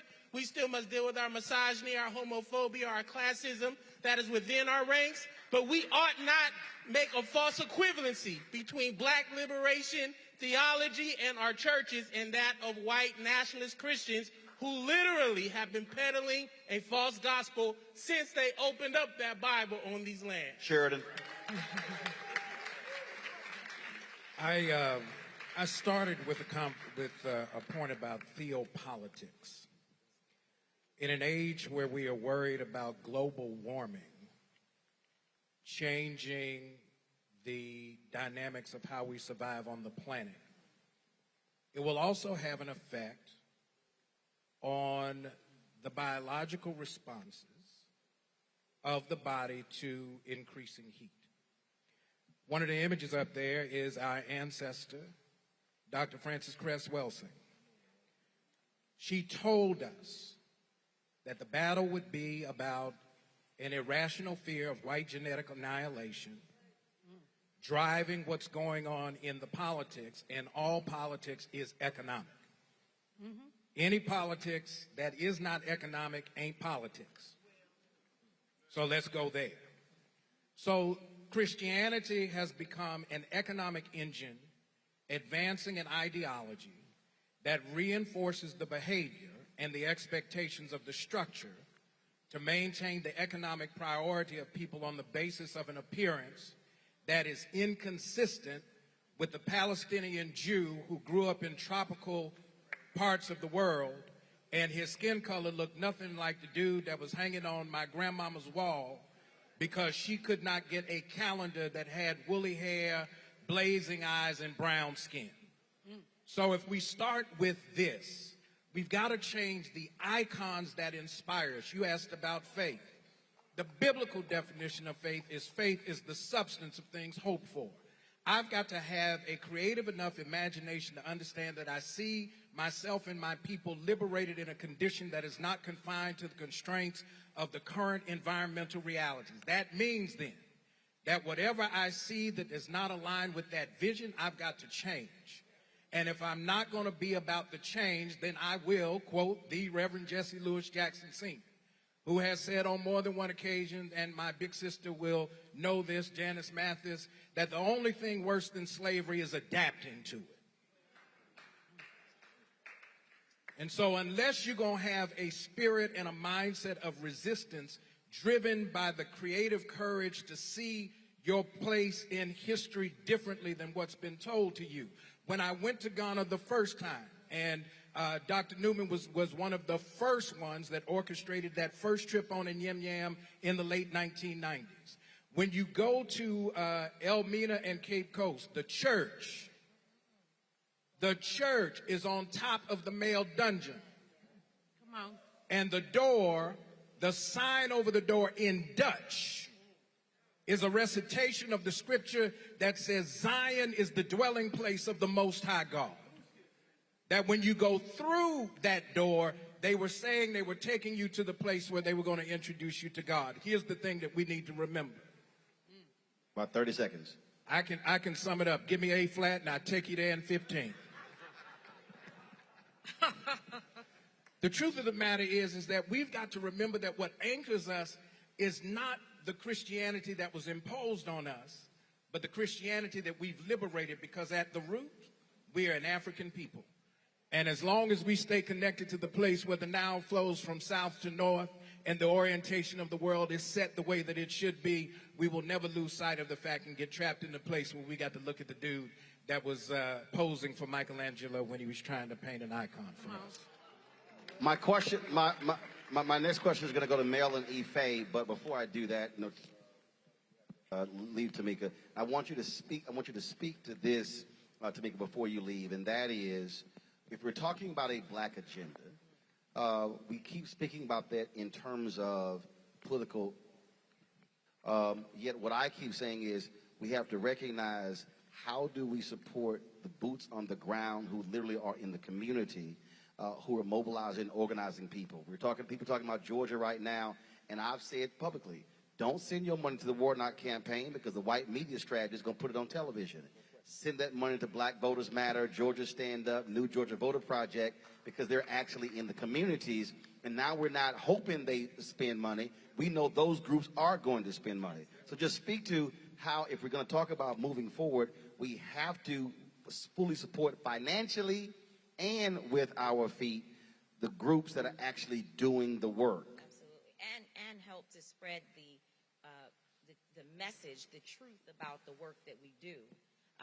We don't have enough time to dissect the issue around Black Lives Matter and the funding and the donations and where it went and who bought the house and all of the things that we've heard. I have actually looked into it and have studied, and I know that a lot of it is misinformation, disinformation, and it's happening on purpose.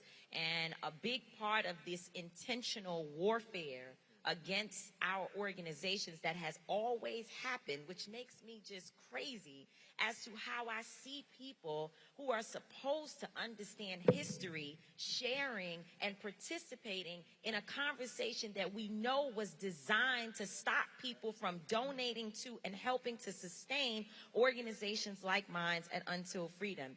We do real work. it's very clear what happened in Kentucky, not just Mary Shaw being dethroned, if you will, as a judge who signed a faulty warrant, a lie that got Breonna Taylor killed and has traumatized her boyfriend, Kenny Walker, and of course her mother and family forever. But if you think about when we started, I remember the conference call that was pulled together by Cora Masters Berry, my mentor, also Melanie's. Melanie was on the call where women got together and helped to just to send us to Kentucky with plates and paper towels and toilet paper so that we could live there for what we thought was going to be 1 month, and it ended up being 4.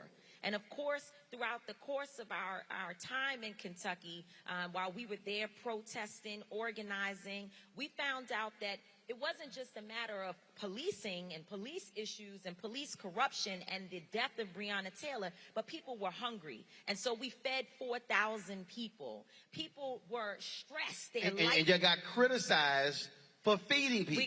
We got criticized for having a conference. And by the way, it was our own people, many of them, who led the charge online, and we know them. This is not bots. We saw, we sitting at home online because we named the conference something that people didn't like. They attacked us. And when you think about going back, Roland, to this issue of the Russian bots, they don't just make up things, the trolls. It's a sentiment that exists that they pick up from the back and forth that's happening between real people. And then amplify it. And they amplify it. And so they picked up this, our conference was called BriannaCon, which came up, it was the young people that decided on this title. And I have to give Tiffany Lofton her credit, who, by the way, sent me a text message since we've been sitting here to say that a judge has ruled against the student debt relief. A judge in Texas. The judge in Texas. And so that is a fight that we must get in. But anyway, she told us she didn't like the name. So I have to say that for Tiffany. But there were many other people, young people, who got together with Breonna Taylor's family, and they decided BriannaCon was the name that they wanted to put forward. Now, during this conference, while we may have named it, some folks say we could have named it something different. I'm not above criticism. Fine, we could have named it something different. But the conference covered legislative issues.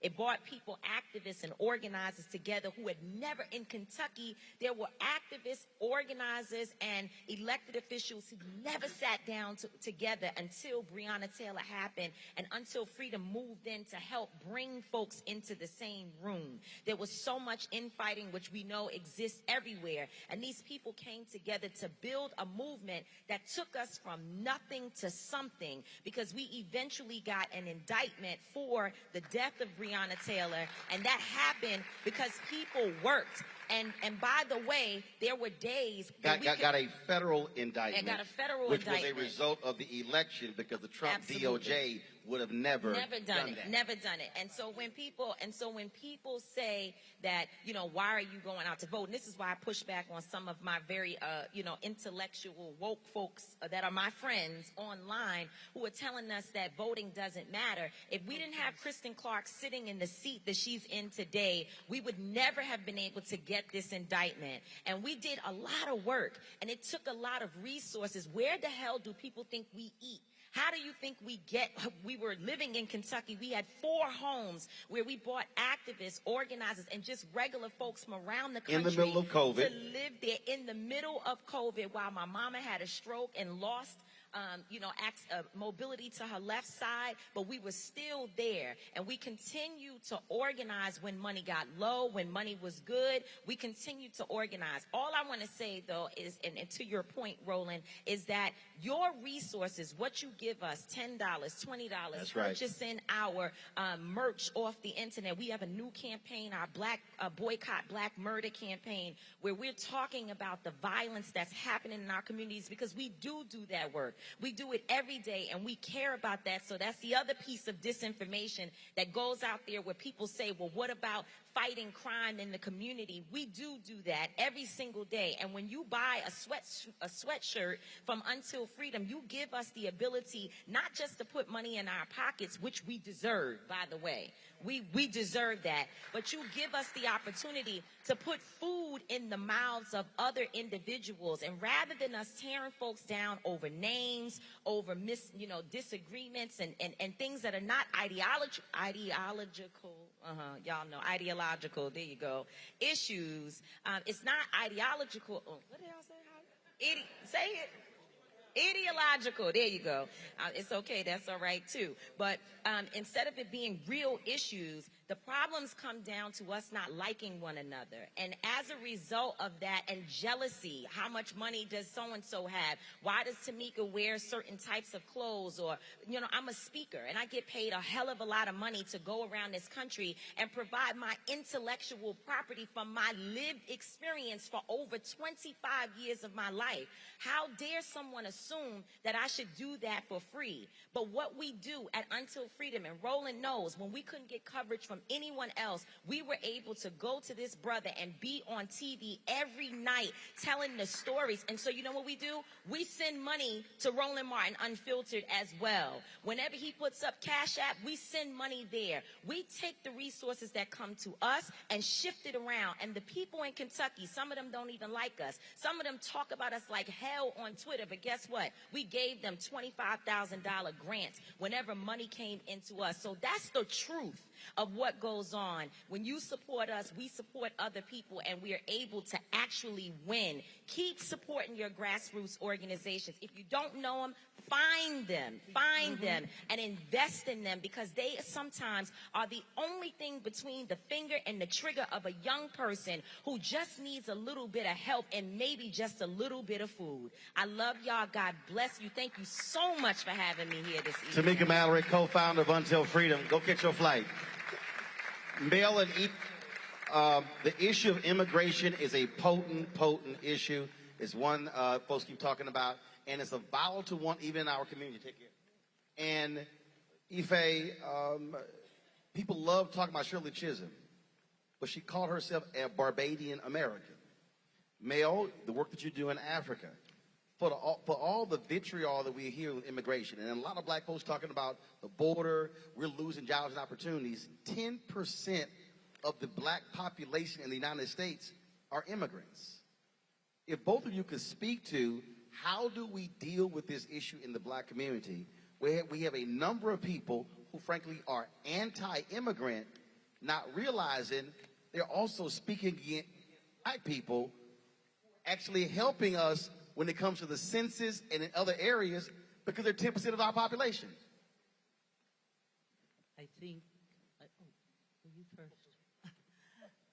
I think that we have a lot of teaching to do, and I agree with you. There's so many people who think immigration means them and not us. Right. We have not taught enough about who we are so that we know who we are. And so we cannot listen to this craziness that people are talking about that we're teaching in our schools. We need to become teachers too, and we need to have those Saturday classes and those Sunday classes and teach our people what they need to know. You know, we always say, for instance, and it may be a kind of a divisive thing, when we say that it is, there's an African proverb even that says it is the women who hold the sky up. We as women must understand that if there were no men, there would be no women. If there were no women, there would be no men. And all of us must take that attitude so that we treat each other like human beings. We got a lot of snakes in the grass out there. All of you have heard about the snakes in the grass. And we used to not know them until they wiggled and bit us. We got to stop waiting on them to bite us before we're ready to move on people who are working against our community. I look at people up there in Congress now, and we don't know all of who won. But one thing is very clear. The Republicans are not going to be any different tomorrow or the next day than they were before this election. So let us not look to them to save us or to work, as Joe Biden thinks that they're going to work with him, or they should work with him as he has worked with them. Let us not be fooled. Even some that we think were on our side are snakes in the grass. and we need to know who they are, and we need to treat them as such, and we have to stop dealing with them as we unite and do the things that we know we must do and not be afraid to do it. Immigration is one of our issues, but we've never been taught that. We as black leaders, if that's what we call ourselves, have a responsibility to teach not only our children, because our children can find the information easily. We need to teach some of us about immigration and some of the other issues that we think they have nothing to do with us. We have a lot that we can do if we're willing to do the work in order to get it done. We can't say, well, I'm too busy. I don't know who is any busier than people who work for nonprofits, people who work for justice. The state of Washington is now allowing its people who have nonprofits to take a sabbatical and pay them.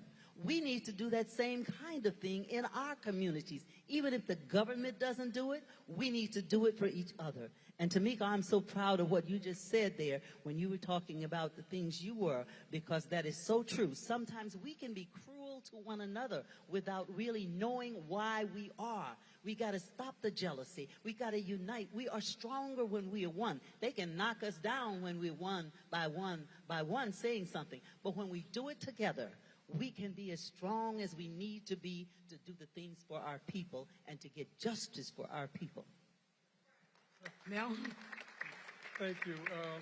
First thing I want to say, I want to thank Ron Daniels again. This has been an awesome conversation, historical in many respects.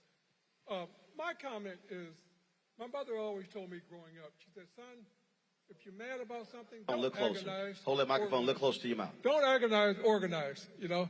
And I always kept that close to the vest.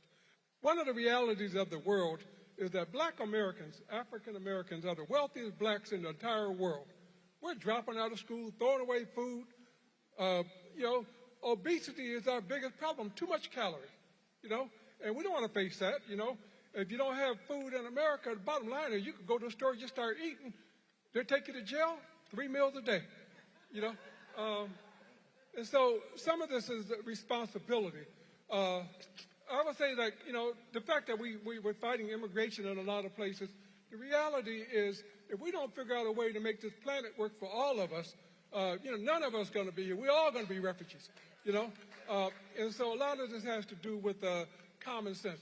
Now, the reality also is that we got 2 billion black people in this country. Now, here in the United States, what is the game that white people play on us now is divide and conquer. They've always played it, And so the African immigrants who they bring over here, where do they send them to go to school?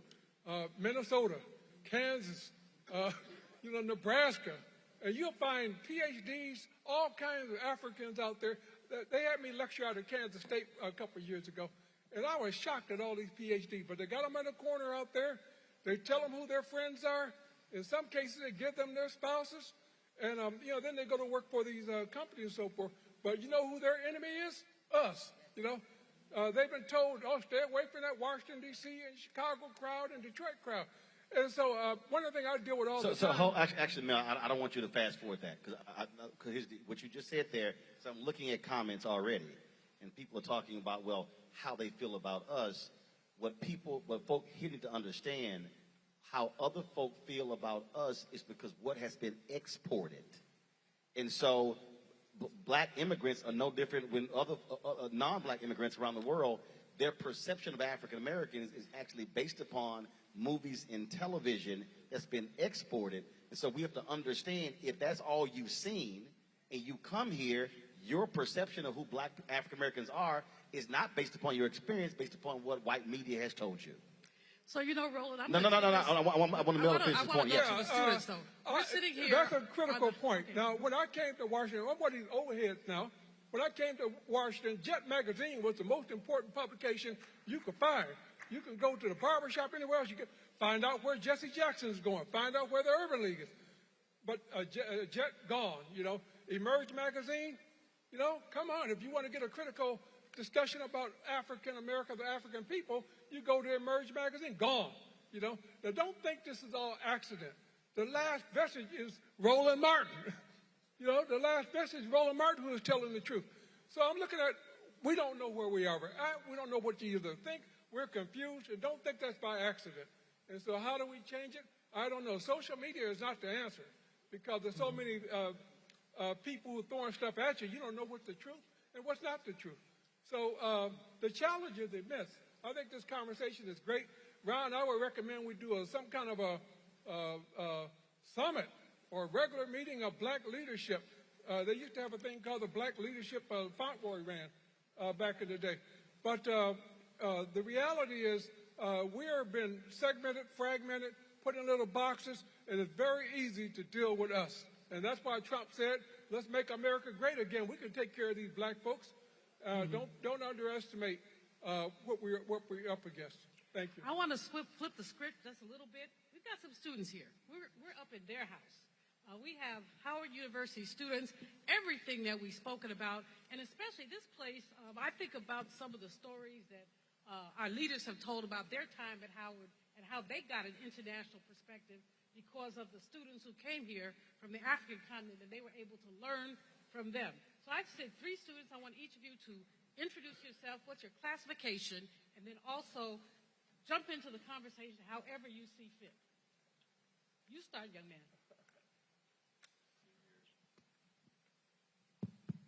Test 1, test 2. Okay. All right. My name is Desmond Rozier. I am a sophomore political science major from Charles County, Maryland. And this year I have the honor of serving as the vice president of the NAACP here at Howard University. Thank you. Something that I found very interesting while sitting here listening is that I realized that for years and generations we have been calling for a change. And change has been happening, but change has not been happening for us. And that is the issue. And it's not that we are the ones to blame, but we are the ones who needs to listen. Something that we have as a black community is we have unity. And something that was just mentioned was social media is not our friend. And it's not. Something that I noticed this year, and I got to talk to some of my elected officials back home, is that I did not like how this year the Democrats were pushing social media and trying to do that to get their votes. I believe heavily that when you rely on social media, that's when you've lost the touch with your community. And that's what we need to do as African Americans, to get back in touch with our community. Something that we see is that change, again, has not come. And in order to see that change, we must be that change. Every one of these panels have paved the way for us, the new generation, to take lead. And that is what we must do now. Something that we see every day is that young people are making the effort to see the change and connecting with their elders and stuff like that. But there's a saying, what is it? You can talk the talk but not walk the walk. And it's at the point where we need to walk that walk. We can sit in here today and listen to what I'm saying, what everybody on the stage is saying, and say that, yes, we agree. But what is it that you're going to do to make that change? And it really starts with you. It starts with having a conversation. That's the bare minimum of what we can do. So I do encourage, I know voting is over, but it's not over. So I encourage your peers, encourage your family to continue to have that conversation about these elections. Georgia, I'm not from Georgia, I'm from Maryland. And Maryland just got their first black governor, the third black governor in the United States. Change is coming to the state of Maryland, and change is coming quick. But change needs to happen all over our nation. The state of Georgia is going into a runoff, and I'm not going to talk long about it because I'm going to get a little irritated speaking about that runoff. But it takes a nation to move, and it's going to take all of us together. Don't leave it there. Maryland has its first black governor, black attorney general, and so the top 4 officials in the state of Maryland are all African American. And the bottom line, y'all, is voting is not the most you can do, it's the least you can do. Young lady, would you stand up and tell us who you are, what your classification is, and how you'd like to contribute to the dialogue? Hi, everyone. My name is Kamora Oliver. I am a junior biology major, chemistry minor from California. And I actually do want to say that, yes, the young people definitely showed out, when it comes to voting. But, a few of my peers, actually, who come from predominantly red states like Alabama and Indiana, stuff like that, I just learned recently that they didn't vote just because they felt like the decision on, who's going to be elected has already been made, that their voice didn't matter, their vote didn't matter. And I really want to make sure that they know that there's a lot of people like them that are thinking like that, which is why the numbers aren't super big right now in different states. And I'm wondering like how we can change this. Maybe we can streamline some of the information about the different candidates, because I do know when looking at the ballot, if you're not tapped into politics and you see names that you haven't heard of, that you don't know, you're like, okay, I got to do research about that. Oh, you know, stuff like that. So how can we work to kind of get general information about candidates and propositions out, just so that it's just kind of more at the forefront of everybody's mind? Thank you. Your colleague? Hi, everyone. My name is Aaron Johnson. I'm a junior honors biology and mathematics double major from the best city in the world, Atlanta, Georgia. And this year I serve as the student safety liaison for the campus. And one of the things that really brought to mind is my freshman year, I was blessed enough to be in Dr. Carr's freshman seminar class. And one of the books that we read was The Miseducation of the Negro. And one of the things that him and his counterpart, Dean Williams, the current dean of the Graduate Arts and Sciences, talked about was the Great White Fear. And in that speech, if I could paraphrase it quickly, it said, watch and war, put their rights in the background, emphasize their duties and say little of ambition or aspiration. And above all, watch and ward against the first appearance of great consciousness or power. If they are young men that dream dreams, take the eyes of these millions and fasten them in the soil. And if these young men dream dreams, let them be of cornbread and molasses. And one of the things that I think we've done as a black community is we forgot that white people fear. And one thing that we forgot is unity. One of the things, as Kamora reached out, I was talking to a few buddies of mine before I came about voting in Georgia. That's where I'm from. And one of the things that we saw as we were on social media were this perpetuance that black people didn't vote. And we talked about it earlier, but I just wanted to mention that black men, 83% voted, 83% voted, and 94% of black women. So we're there. And I think one thing that we don't do is have these conversations enough. And I think that one thing young people don't do is reach back to their elders. One thing that promoted me to vote was listening to my grandmother, Verna Johnson, who's been a nurse for the past 43 years. She was in Albany, Georgia, and she got arrested after they were doing a sit-in. That enough for me was enough. But it's not enough conversations being had about putting black people back in the polls, putting black people back on the streets. And one thing that I see, especially in Georgia, is that that there are laws against giving water or food to people while they're standing in line. And one of the things that I don't think we talk about enough is what are the deterrents about getting us to the polls? Or when we're at the polls, what's keeping us from casting our vote? And so I think having conversations like these, I'm so grateful and thankful for it, is another way to keep it going. Give the students a round of applause. Greg, one of the probably the two favorite words I have is what's next. And when we look at, I posted something on social media today about election is over. We're still figuring out what's happening on the federal level, but operating in terms of laying out what is a black agenda. I had a couple of people who then said, "Oh, well, you're starting too late. That should happen before the election." And I said, "No.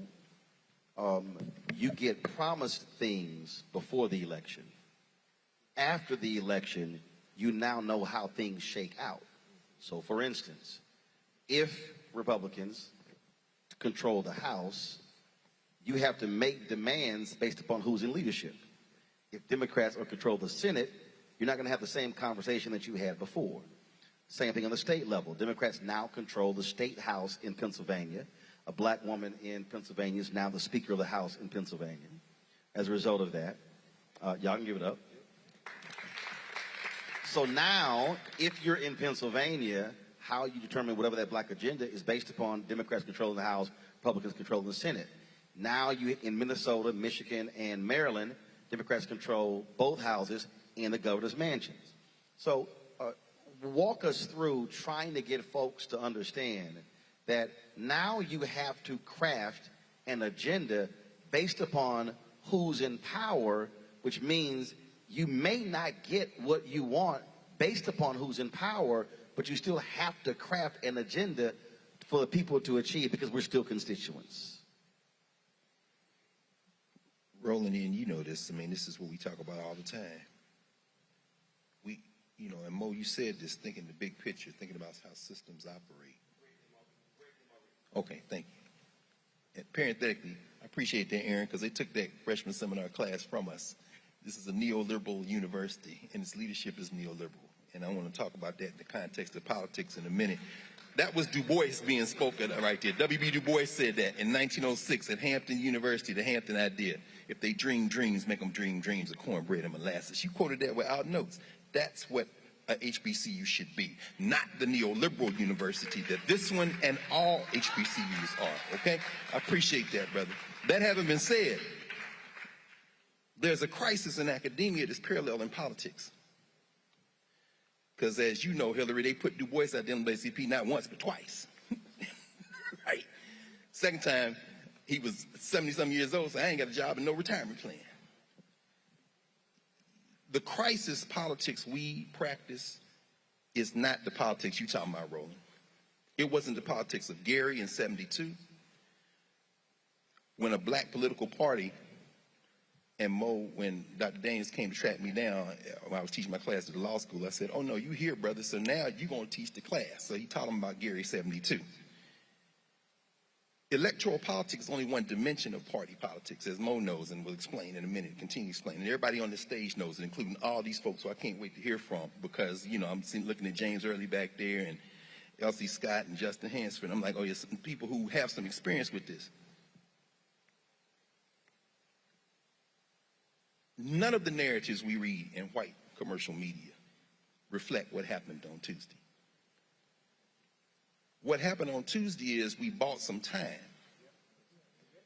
And if we can seize the momentum, there's an opportunity here. Tamika said it before she left, to reimagine our relationship with this state polity we call the United States of America, which is not a nation. The only thing national about the United States of America in terms of shared identity is whiteness. Everybody else is negotiating for a little bit of power to operate. And so when you said, and Melanie, you said it, these state house victories are crucial because that's the firewall that will protect the Democrats in 24. We've got now 24 months, not even, to do what? To not make demands, but to consolidate our strength so that we don't have to make demands, so that when we make the declarations of what we will and won't accept, they must be yielded to. Let me be very, very specific about that, because I'm sitting here taking notes as everybody's talking. Crisis politics responds as if this is a TV show. We got to get together and do this. We got to get together. Just like crisis academics. People majoring in stuff because they think they will get a job and this or that. And Du Bois, that same text that we read together, Aaron, filling up this auditorium every week. Du Bois is saying, if you're going to get an education, it has to be grounded in what is your vision of being human in the world. And at a black school, that means that that vision must be grounded in your memory, your unbroken memory of Africana. If we understood that, we would not have an immigration problem. Because our challenge, very clearly, our challenge, Brother Foote, as you say, with the United States of America, foreign policy is bipartisan. Democrats and Republicans are anti-African.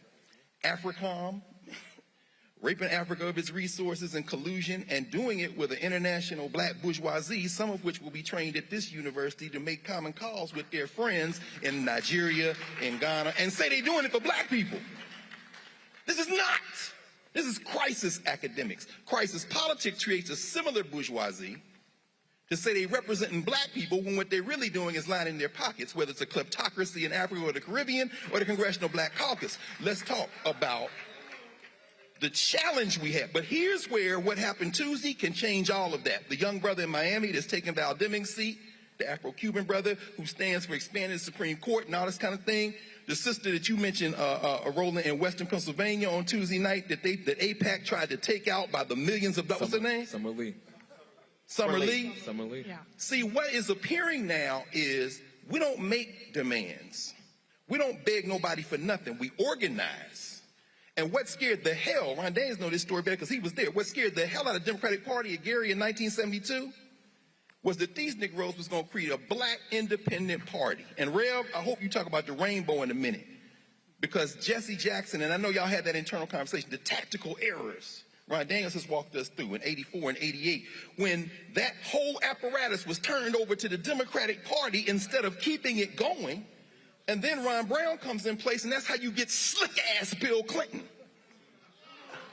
And the neoliberal wing of the Democratic Party ascendant, one of which is, unfortunately, the 44th president of the United States. A conversation for another day. Because we got caught up in identity politics, and I sat here right here at Charter Day when that man was a senator from Illinois and stood right here on the stage, and we were all like, yeah, Obama, Obama, Obama, Obama. Drones, pulling back, destabilize North Africa. You want to talk about what's going on in Mali now, what's going on in Nigeria now? You look at Obama and Hillary Clinton. But an independent black political movement, which is what we have the chance to do now, because we have just pulled the Democratic Party ass out the fire. Joe Biden says he's going to run again. Mortality might want a word with that. But what we bought is 24 months. 24 months to consolidate these conversations, to sustain them at the local level, the state level, and finally, if we can do that, we can play white nationalism against itself. Because, see, if they pull that election out in Arizona and Nevada in the Senate, and as the mail-in ballots come in to be counted, maybe Nevada they'll win. If Warnock loses to this brain-damaged man in Georgia, the Senate's still 50-50. But if he wins, Joe Manchin is irrelevant. Maybe Kristen Sinema, and then we make the press, and we tell these Democrats, this is the black agenda, like the one they did in Gary, like the one, and it's not that we're going to sit at home if we don't get everything we want, because we never get everything we want. But please trust and believe, because this is where I'll get off the board. And I'm a member of the National Coalition of Blacks in Reparations. I'm a member of the board. Cam, no. We'd make the reparations demand, but this tangible stuff, this is the logic of children. You haven't studied how to get what you want. And you make this point all the time, Roland. I know I said I was going to stop. Let me get this microphone to Mo. Because independent black politics means coming together in coalition and being savvy. And when it is necessary, looking ourselves in the mirror and say, we love all of us. But let's be very clear. Neoliberalism is at heavy work right now. And a lot of that call, of that danger, that call comes from inside the house. Are we courageous enough to have that conversation? I'm sorry, Mo. Okay, Dr. Greg Carr. Has he read it? Has he rolled it? But now what we need to do... Actually, no, Roland, I need to do something right quick. Hold on. I got Ron Daniels behind me giving me orders. Hold on. I'm going to give this here. I'm going to give you this information here. Not a few moments ago, but a couple hours ago, Brian Kemp signed a deal with Mitch McConnell to turn over his political army to help Herschel. McConnell's PAC is going to pay for it. That's 100 field operators. They're going to completely fund it. So just understand, if you're talking about how do we organize, they are already moving Kemp's entire operation to get Herschel elected in the primary, in the runoff, which is December 6th. And so while some people are saying, let's take a few days off after Tuesday, they're not taking days off. Go ahead. No, none at all. But before you go, let me just say, Roland, let me just say this right quick. We should embrace that with our whole hearts. This is a race war in Georgia. If you got a nickel, send it to those direct operators and get out the vote, because Mitch McConnell is a white nationalist, and they're going to the whole white nationalist apparatus about to go to Georgia. And damn it, if we don't meet them the way those black women and men met those crackers that tried to kill those black boys and girls at the Hill of Atlanta University the night of the Atlanta riot, and they turned them back around with rifles, we do not deserve to do anything other than die. And Du Bois said that too at Fisk University. If you're not going to fight, then go on and lay down and let the rest of the world go on. Thank you, Brother Carr. Thank you. Round of applause. We have some folks who are invited to come to be respondents. And this conversation has been so rich that they haven't had an opportunity to weigh in. What I'm going to ask you all to do, because we want to continue the conversation, but just introduce yourself, starting with Dr. Elsie Scott, who leads the Ron Walters Institute. Just go down the line and introduce yourself, and then I'm going to ask Cam Howard to jump into the conversation after everyone has been introduced to talk about reparations a bit. Sister Elsie.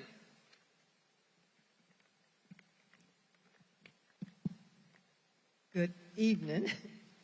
I am Dr. Elsie Scott, the director of the Ron Walters Leadership and Public Policy Center here at Howard University.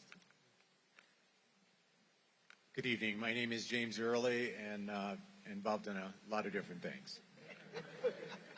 Cam Howard, Executive Director of Reparations United, former National Co-Chair of National Coalition of Blacks for Reparations in America, NCOBRA. Good evening, everyone. My name is Salim Adolfo, Chairperson of Advisory Neighborhood Commission 8C here in Ward 8.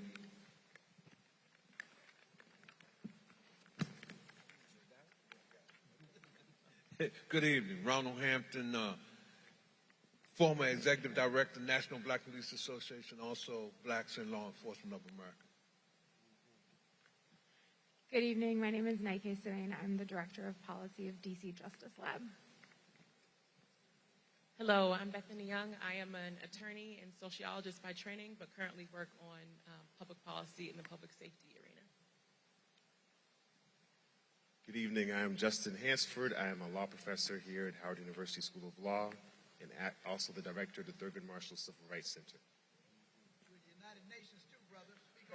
I'm Robert Turner, former pastor of Historic Vernon AME Church in Tulsa, where I was involved with the Black Wall Street and Tulsa Race Massacre Centennial and mass grave excavation. Now, pastor of Empowerment Temple in Baltimore, Maryland, and this tomorrow, 3:30 a.m., be leading my second march from Baltimore to the White House. 40 miles for 40 acres and a mule. Reparations now. Let's give our respondents a round of applause. We're going to bring them into the conversation. I'm going to go to Cam Howard first, and then Roland's going to have some more questions. But Cam is part of National African American Reparations Commission, on which I serve and which Dr. Daniels is the convener of. We, because IBW convened this, and we think it's important for all of you to know as much as you can about the reparations struggle, H.R. 40, and especially in light of the possible changes we're going to see in our legislative. Cam? Thank you, and thank you, Dr. Daniels, for allowing us to have the opportunity to speak to this illustrious panel. Talk into the mic, my brother, so Thank people can hear you. We don't know, as of today, who's going to control what party is going to control the House or what party is going to control the Senate for the next 2 years.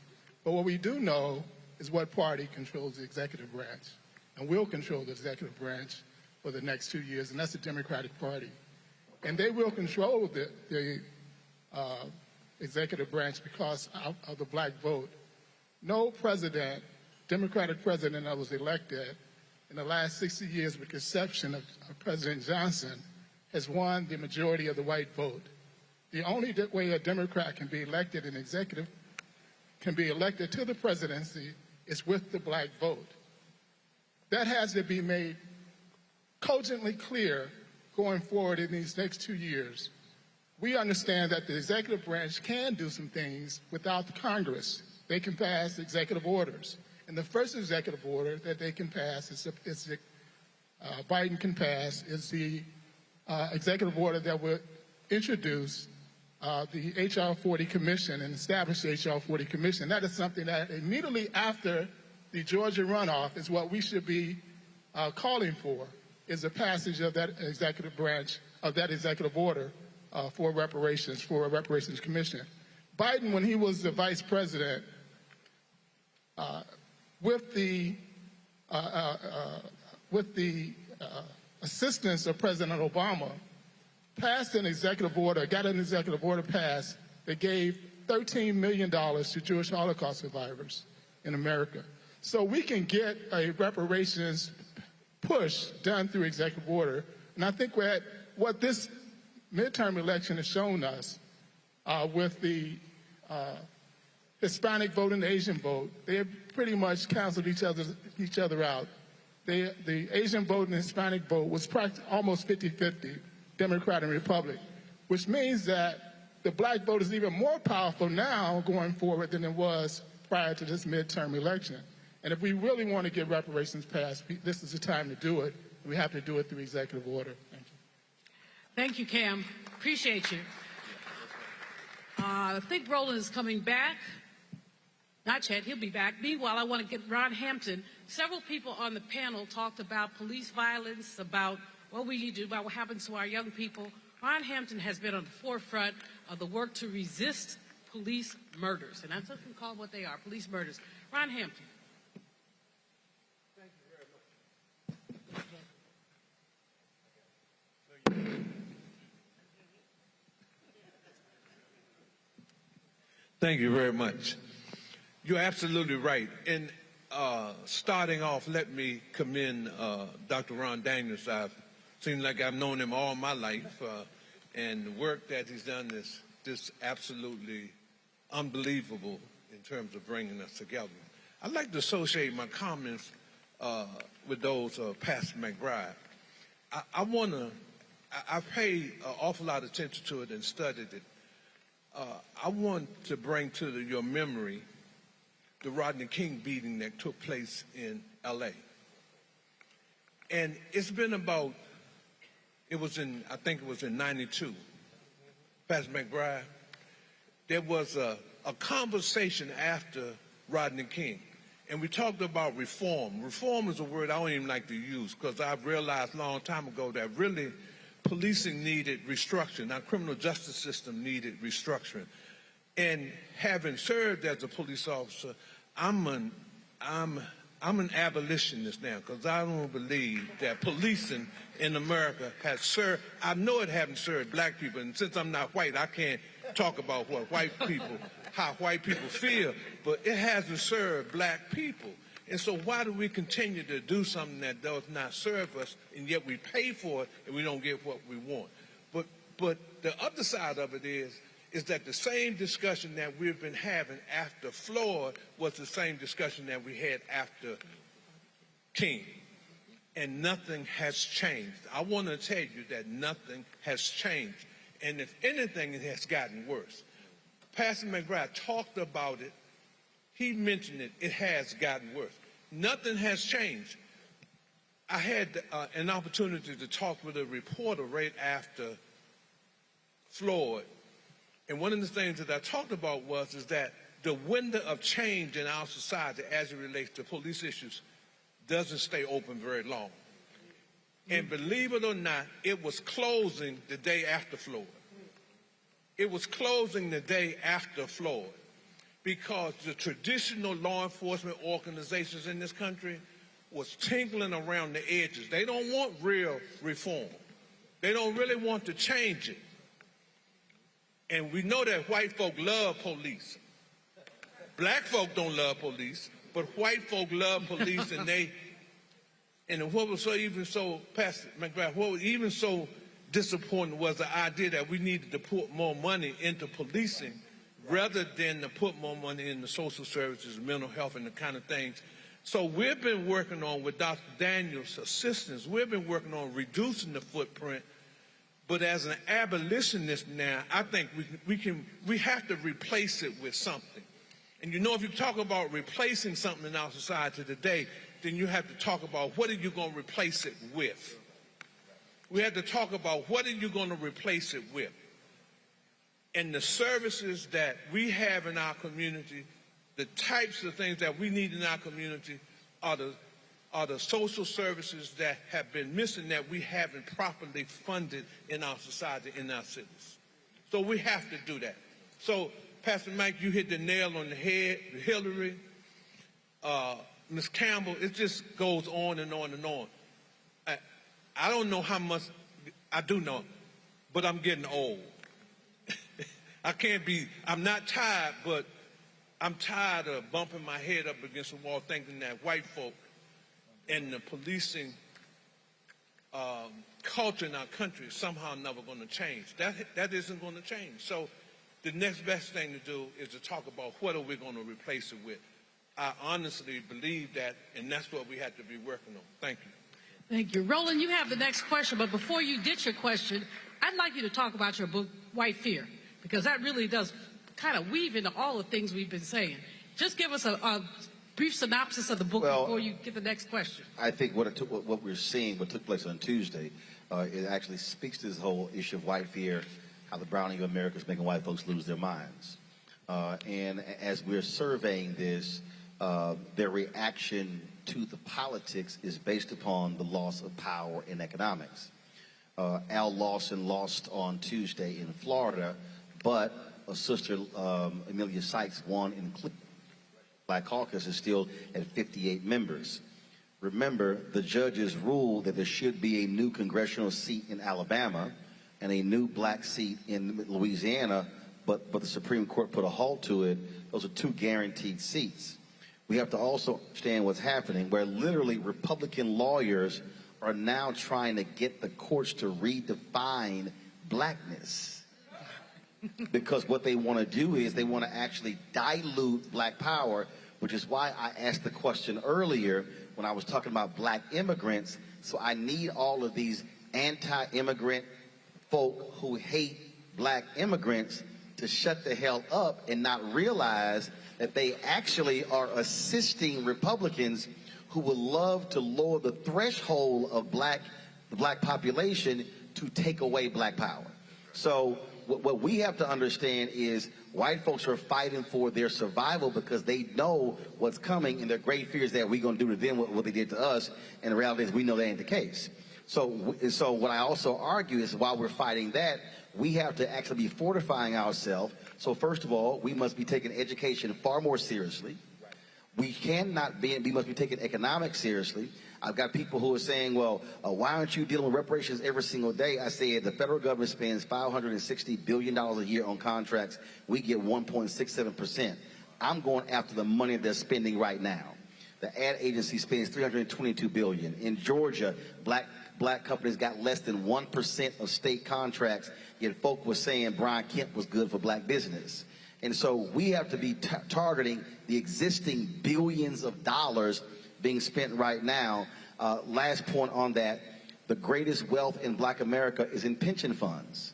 What drives Wall Street? Pension funds. Who controls pension funds? White men. So if you have an uprising of black public workers, they could literally change the economic face of America. So we're trying to get the venture capitalists to change up here. No, if the pension folks down here say, y'all need more black folks who are managing money, you need to have more folks on the state level, now all of a sudden you're now changing the economic paradigm. And so we have to understand how the money game is being played. And as I lay in the book, if we're not having a money conversation, we're not having an American conversation. They don't mind us talking about all these topics. They don't want us discussing money, or as Coretta Scott King said, they killed my Martin when he started talking about the money. Gotcha. So, and actually, I want to, that leads into that, and I want to deal with this because as a part of this economic agenda. Maurice, I want to come to you. Again, it's a money thing. Reverend Barber is constantly talking about the number of poor and low-wage workers in this country, and that's actually the largest group of folks who don't vote. So if we're talking about a black agenda with public policy combined with politics, what must we be demanding of political leaders to get them to, one, actually say the word poor, but to have policies that reflect that? Because if you do that, if you appeal to those workers, you can forget wasting your time with white suburban women. You could clean up all across the country with poor and low-income workers because nobody is talking to them. So, absolutely. So there's a term called class de-alignment that's taking place, where every election cycle, cycle after cycle after cycle, working people are migrating away from the Democratic Party. And they're migrating away from the Democratic Party. Some percentage are just migrating out of politics in general, and some of them are migrating towards the right wing in the Republican Party. And when I say working people, the working class, a lot of times on TV when they say the working class, it's code for the white working class. I'm talking about the multiracial working class, which includes the black working class. So this includes all working class people. And why? Well, you know, Dr. Carr, you brought up neoliberalism and the neoliberal agenda. So when Bill Clinton came into office, he engaged in the strategy called triangulation. Let's take the economic policy from the Republicans and the social policy from the Democrats. We'll provide social rights to people. So black people will give you your social rights, but the economic rights, we'll divvy those up with Wall Street. That's been taking place for decades and decades. And as a result, working people, including the black working class, are voting for Democrats and are getting social right concessions, but aren't getting any meaningful economic rights concessions.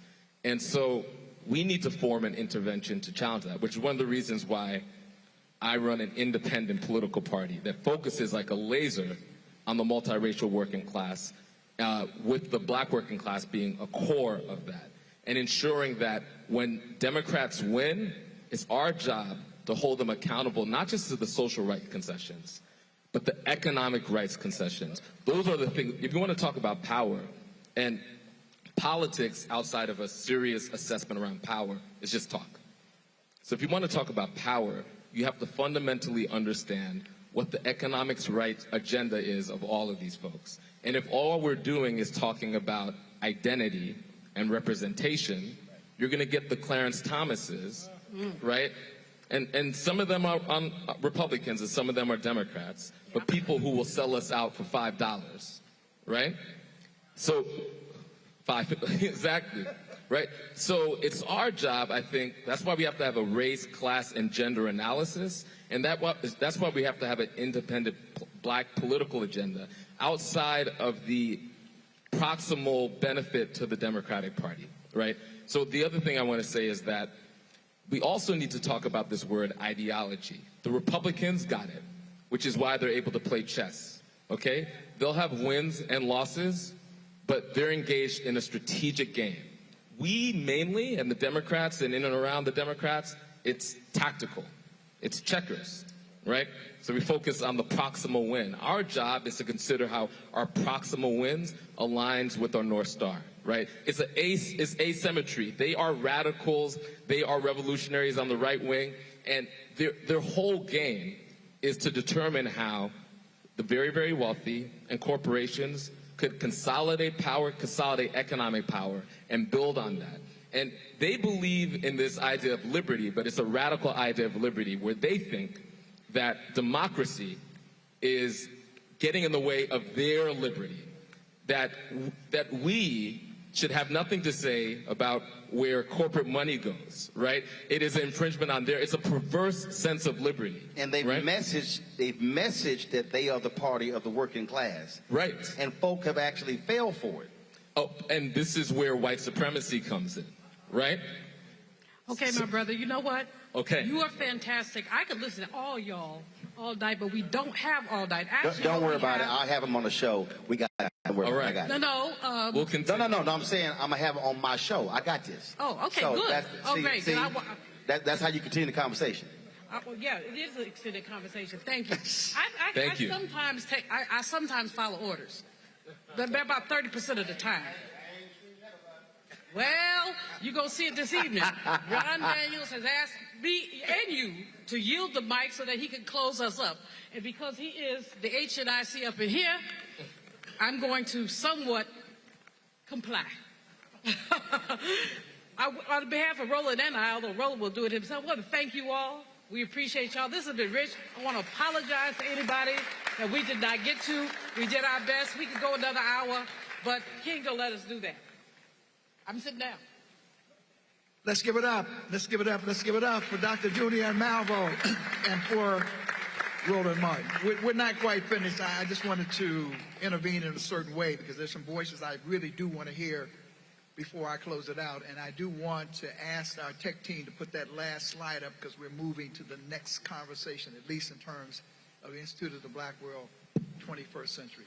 I want to ask Justin Hansford because he's modest, he's here at Howard and so forth, but he on this international question occupies a very crucial position. So would you just stand up and just tell people what your position is in relationship to the United Nations, brother? I mean, we got some bad people up in here. Justin Hansford. Yeah, so thank you, Dr. Daniels. I just want to say that we have now created something called the United Nations Permanent Forum for People of African Descent. This was created just this year, and the idea is we have now a voice at the United Nations for black people throughout the black diaspora. Our first meeting will be this December in Geneva, and the idea is are we going to create a global black agenda, an alliance, as Maurice had described, an alliance with black communities around the world? Do we have an opportunity? Do we have a concept of trying to create change on the global platform? So I hope everybody here looks it up. The United Nations Permanent Forum for People of African Descent.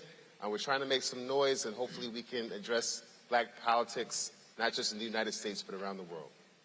All right, give it up, Justin Hansford. I'm just going to give a quick shout out to Reverend Dr. Turner, just to say that Reverend Dr. Turner is with the Empowerment Temple now in Baltimore, but he is a leading reparations advocate, and his church in Tulsa, the historic Vernon AME Church, had the last remaining structure that was destroyed in terms of the Greenwood District and Black Wall Street. And I say that because we must forever uphold and remember Tulsa. It is not just a Tulsa, it is a scar in the soul of black folks. So I just want to just give him a shout out and just let everybody know where he is. He's in this neighborhood. Now finally, I just want to... Today is the birthday of one of the 3 survivors. She's 108 years old today. And finally, James Early probably don't want to say anything, but now you got 5 minutes. 5 minutes. 5 minutes, because there's been a major development in Brazil, major development in Colombia in terms of the global structure, global questions of African people and African descendants, and there's no better person to talk about that than James Early. Okay, I'm going to do less than 5 minutes. First of all, I'm like Ron Hampton. I'm feeling old trying to catch up with Ron Daniels. At almost 76 years of age, when I hear this young man, Brother Mitchell, not just as an individual, but as someone who is embedded horizontally, our systematically, horizontally with grassroots communities, I'm uplifted. We know that the Republican Party is our enemy, but the Democratic Party status quo is not our friend. They are a tactical ally. We are at the center of gravity, not just what can happen narrowly within the black community, but how the black community is a fulcrum for what happens in this nation, in this hemisphere, in the world. W.E. Du Bois has been raised a couple of times this evening. Remember in The Soul of Black Folks in 1903, he says, I'm bone of bone and flesh of flesh of those behind the veil, those ordinary people. He was saying, I'm well educated, I'm Harvard, I got this Dutch background, I got this vertical profile, but I align with the ordinary people. And in that preface, remember, he says, I'm speaking of all of the people of the Asiatic Sea. He was not just speaking to us black folk in the United States. He was talking about colonialism and the racial and color aspects. In 1953, he came back and said, I will not rewrite this book. I still believe today as yesterday that the color line is a major problem of the 20th century, not the major problem. But I've come to understand that behind it, there is something that puts it into motion and something that obscures it at the same time. And that is that a few people are willing to live in luxury and security at the great expense of humankind living in misery. And that in order to preserve that relationship, they're willing to go to war generally against people of color. That puts us at the center of gravity of the world motion. Howard University graduate Dr. Bernice Johnson Reagan and her song, There's a New World Coming, where you're going to be standing when it comes. We can't just be standing in the black community. We have to understand our fulcrum relationship. Our sister from the National Council of Negro Women raises the issue of capitalism. It was cotton, it was sugar, it was rum, it was the mind of enslaved black people and their hands that raised this dominant economic system which has presented us with this misery. So we have to take that up into context. Now, in this hemisphere, we're 40 million in the United States. There are over 100 million African descendants identified individually in the national census in Brazil alone. Nearly 54% of the population. Barack Obama didn't talk about that. Our Indo-Caribbean black vice president is not talking about that. Greenfield at the United Nations is not talking about the Haitian immigrants, not talking about the daily slaughter of the most complex black community in the hemisphere, which is in Colombia. Palenqueros, a language base. They look like all of us. When we talk about black people, we have to look at our plurality, not just our commonality and suffering, racism and poverty and disease, but the various creative ways in which we face the world. So let me conclude on this, and this is where I think our young sister and our leader brother here raises us. We have to get away from the personalization of politics. It is not about Joe Biden, who helped to bring us a right-wing, black, fascist Supreme Court justice. We must remember that. And of course, we want to look characteristically as well as sectorally, and we want to acknowledge people when they do the right individual thing. But let's not confuse the occasional right individual thing with the characteristic behavior of the saving of this capitalist society in 2008 when the entire world, the elite world, was bailed out. Not one white man went to jail. That was under a black president. And a great individual. But I'm talking about governance. We're not talking about personalities. So we need to tie into the grassroots community in Brazil, o Movimento Negro, Gueladés, strong black Yoruba women, who are grassroots organizers, because they are the majority. And the question of democracy in Brazil is not about the pro forma saving of democracy, that you have the right to vote. That's very important. But that's the formal procedural aspect. What is the policy content of the improvement of life? And then the assumption of leadership, not only for the direction of our communities, but for all communities. This is where we are the fulcrum, starting with the development of the so-called New World up until today. In Haiti, who's talking about?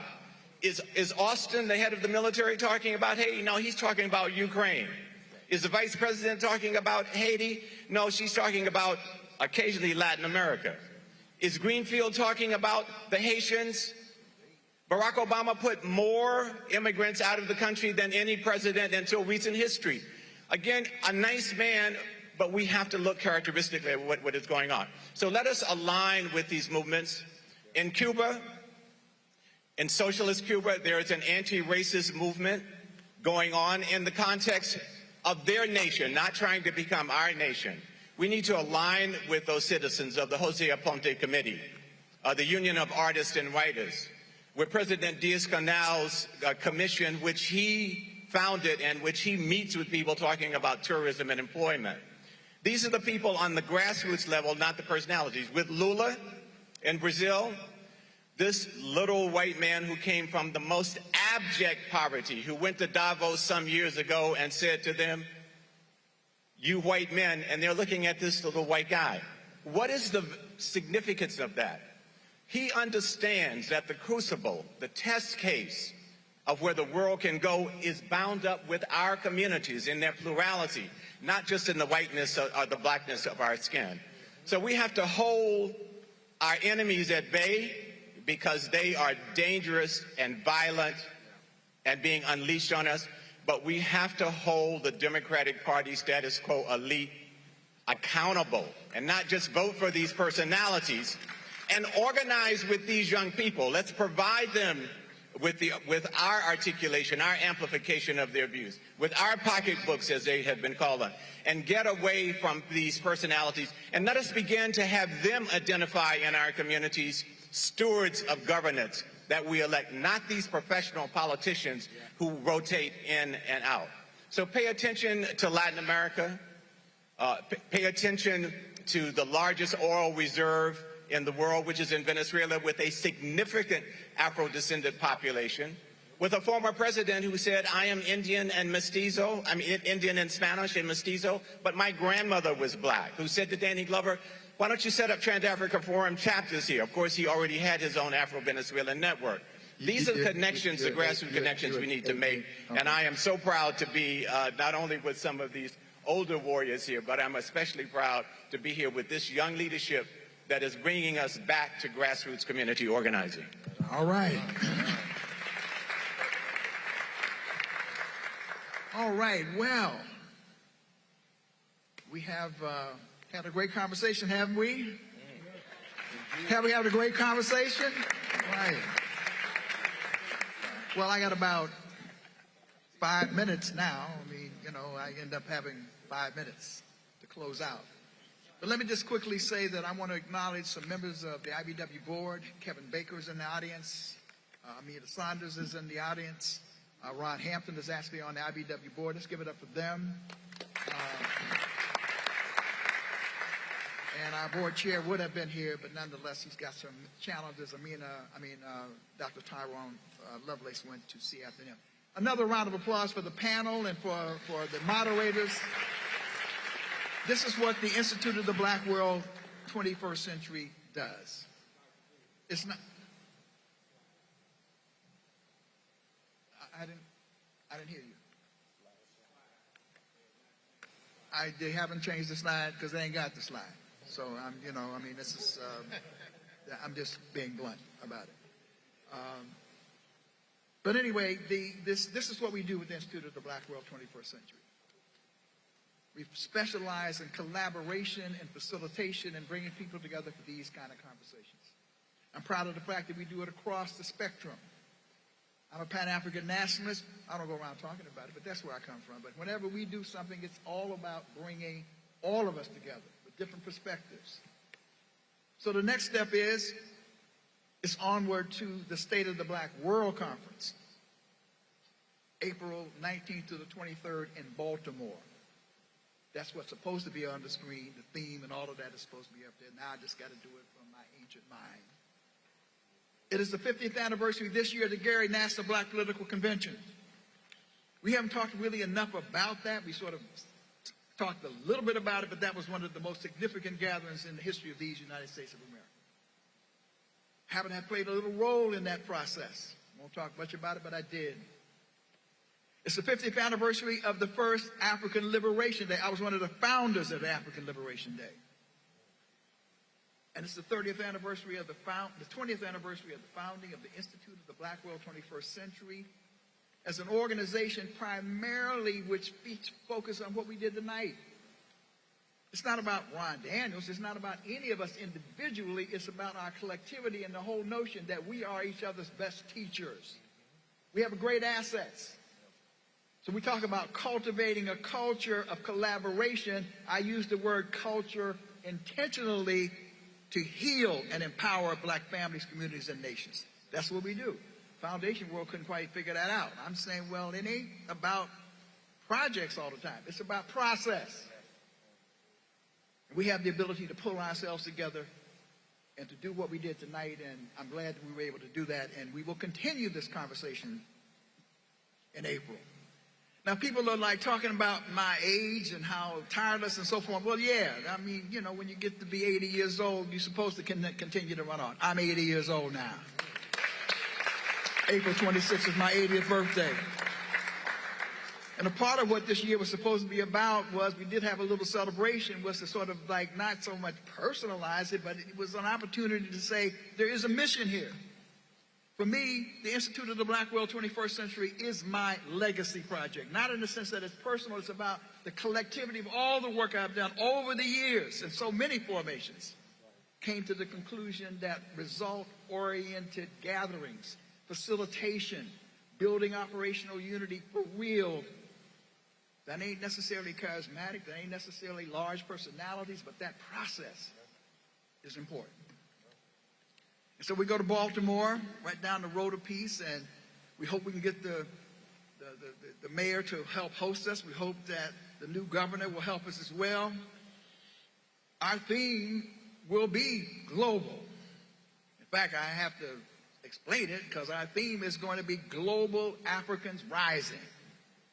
And when I said that, I said I better explain it because some people, he's talking about them Africans. Yeah, we are global Africans. We are an African people. Queen Mother Moore, my mentor, taught me that many, many years ago. We are an African people. And we may say African American or whatever, but we are an African people and we are global. And we need to be talking about our theme, therefore, is Global Africans Rising, Empowerment, Reparations, and Healing. That's the theme. Dr. Julius Garvey is going to be the honorary chair, not only because he's the son of the Honorable Marcus Garvey, because he epitomizes, he continues to be a global Pan-African statesperson. And at that conference, we're going to have huge sections of work, and we're going to have a huge section on reparations. A huge section that Pastor Mike is going to help deal with in terms of this question of violence in our community. A huge section dealing with gentrification. We're going to have huge blocks in which we talk about not just what the problems are, but what is the praxis? How do we learn from each other what has been done, and how do we improve upon what's been done? That's what we do with these conferences. And it will be a magnificent conference. because we're inviting President Adu of Ghana to be here. We're going to invite the Prime Minister of Barbados, Maya Motley, who is emerging as one tremendous Bajan woman, reaching out, stretching out across the globe, to be here. I'm on my way to Colombia to see whether the new vice president, Afro-descended vice president, Afro-Colombian, I'm sorry, and the name, you have this? Francia Marquez will be there. And Melanie, I got a job for you. Because at that summit, we're going to ask you, because you are the head of organizing black women, we're going to ask you to host the vice president of Colombia. We're asking you to do that. I got roles for a whole lot of y'all. We planted it out.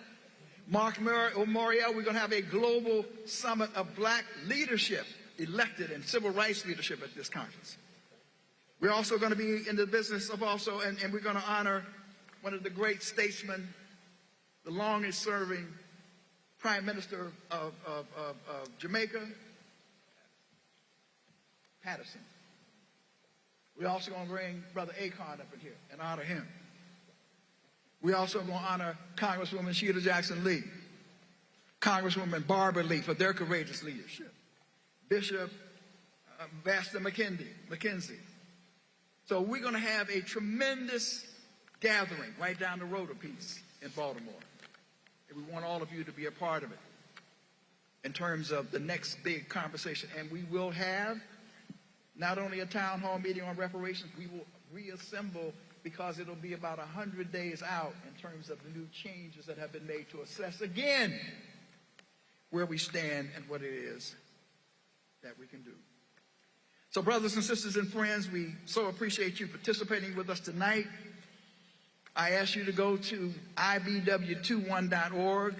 We got a special screen, a special place, because we're asking people to pre-register for the State of the Black World Conference.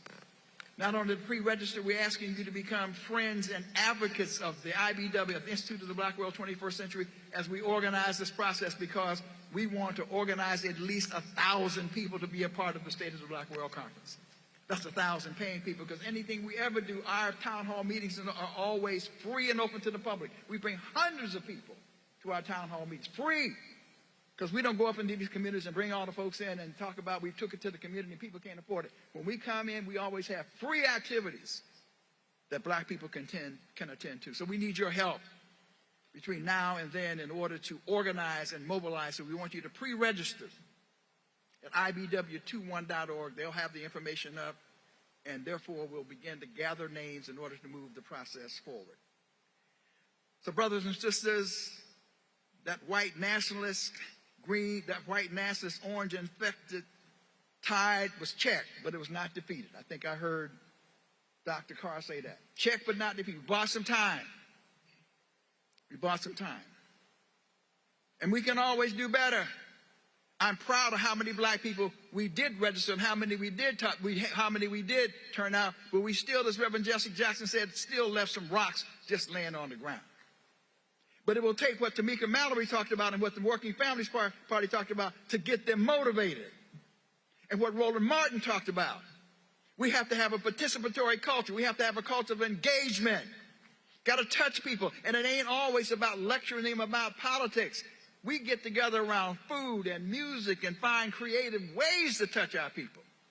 But make no mistake about it, if we were to register 90% of black people in this country, and if 90% of them turned out to vote, we would have power disproportionate to our numbers, because the biggest political party in America today is not the Democrats, it's not the Republicans, it is still non-voters. Even in this election, millions of white people didn't vote. Millions of others did not vote. If we organize and we vote, we have power disproportionate to our numbers. And it's not just about that, because we also can do economic sanctions. We can also march. We can also become disruptive. We can become ungovernable if necessary. It's not just about voting. It's about all of these things taken into collectivity. And at the end of the day, the great, I guess it's not an irony, it's great justice that's being done, is that the rejected stones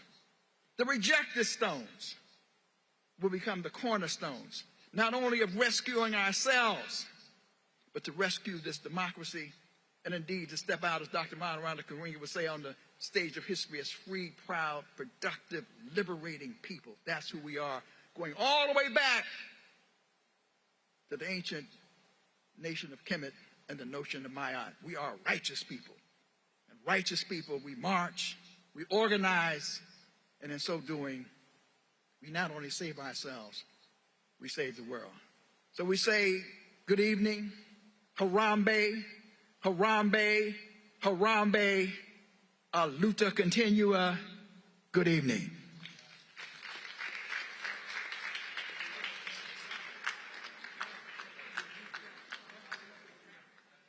All right, our photographer, let's get a shot. Let's get the panel, let's get everybody together, let's get a shot here.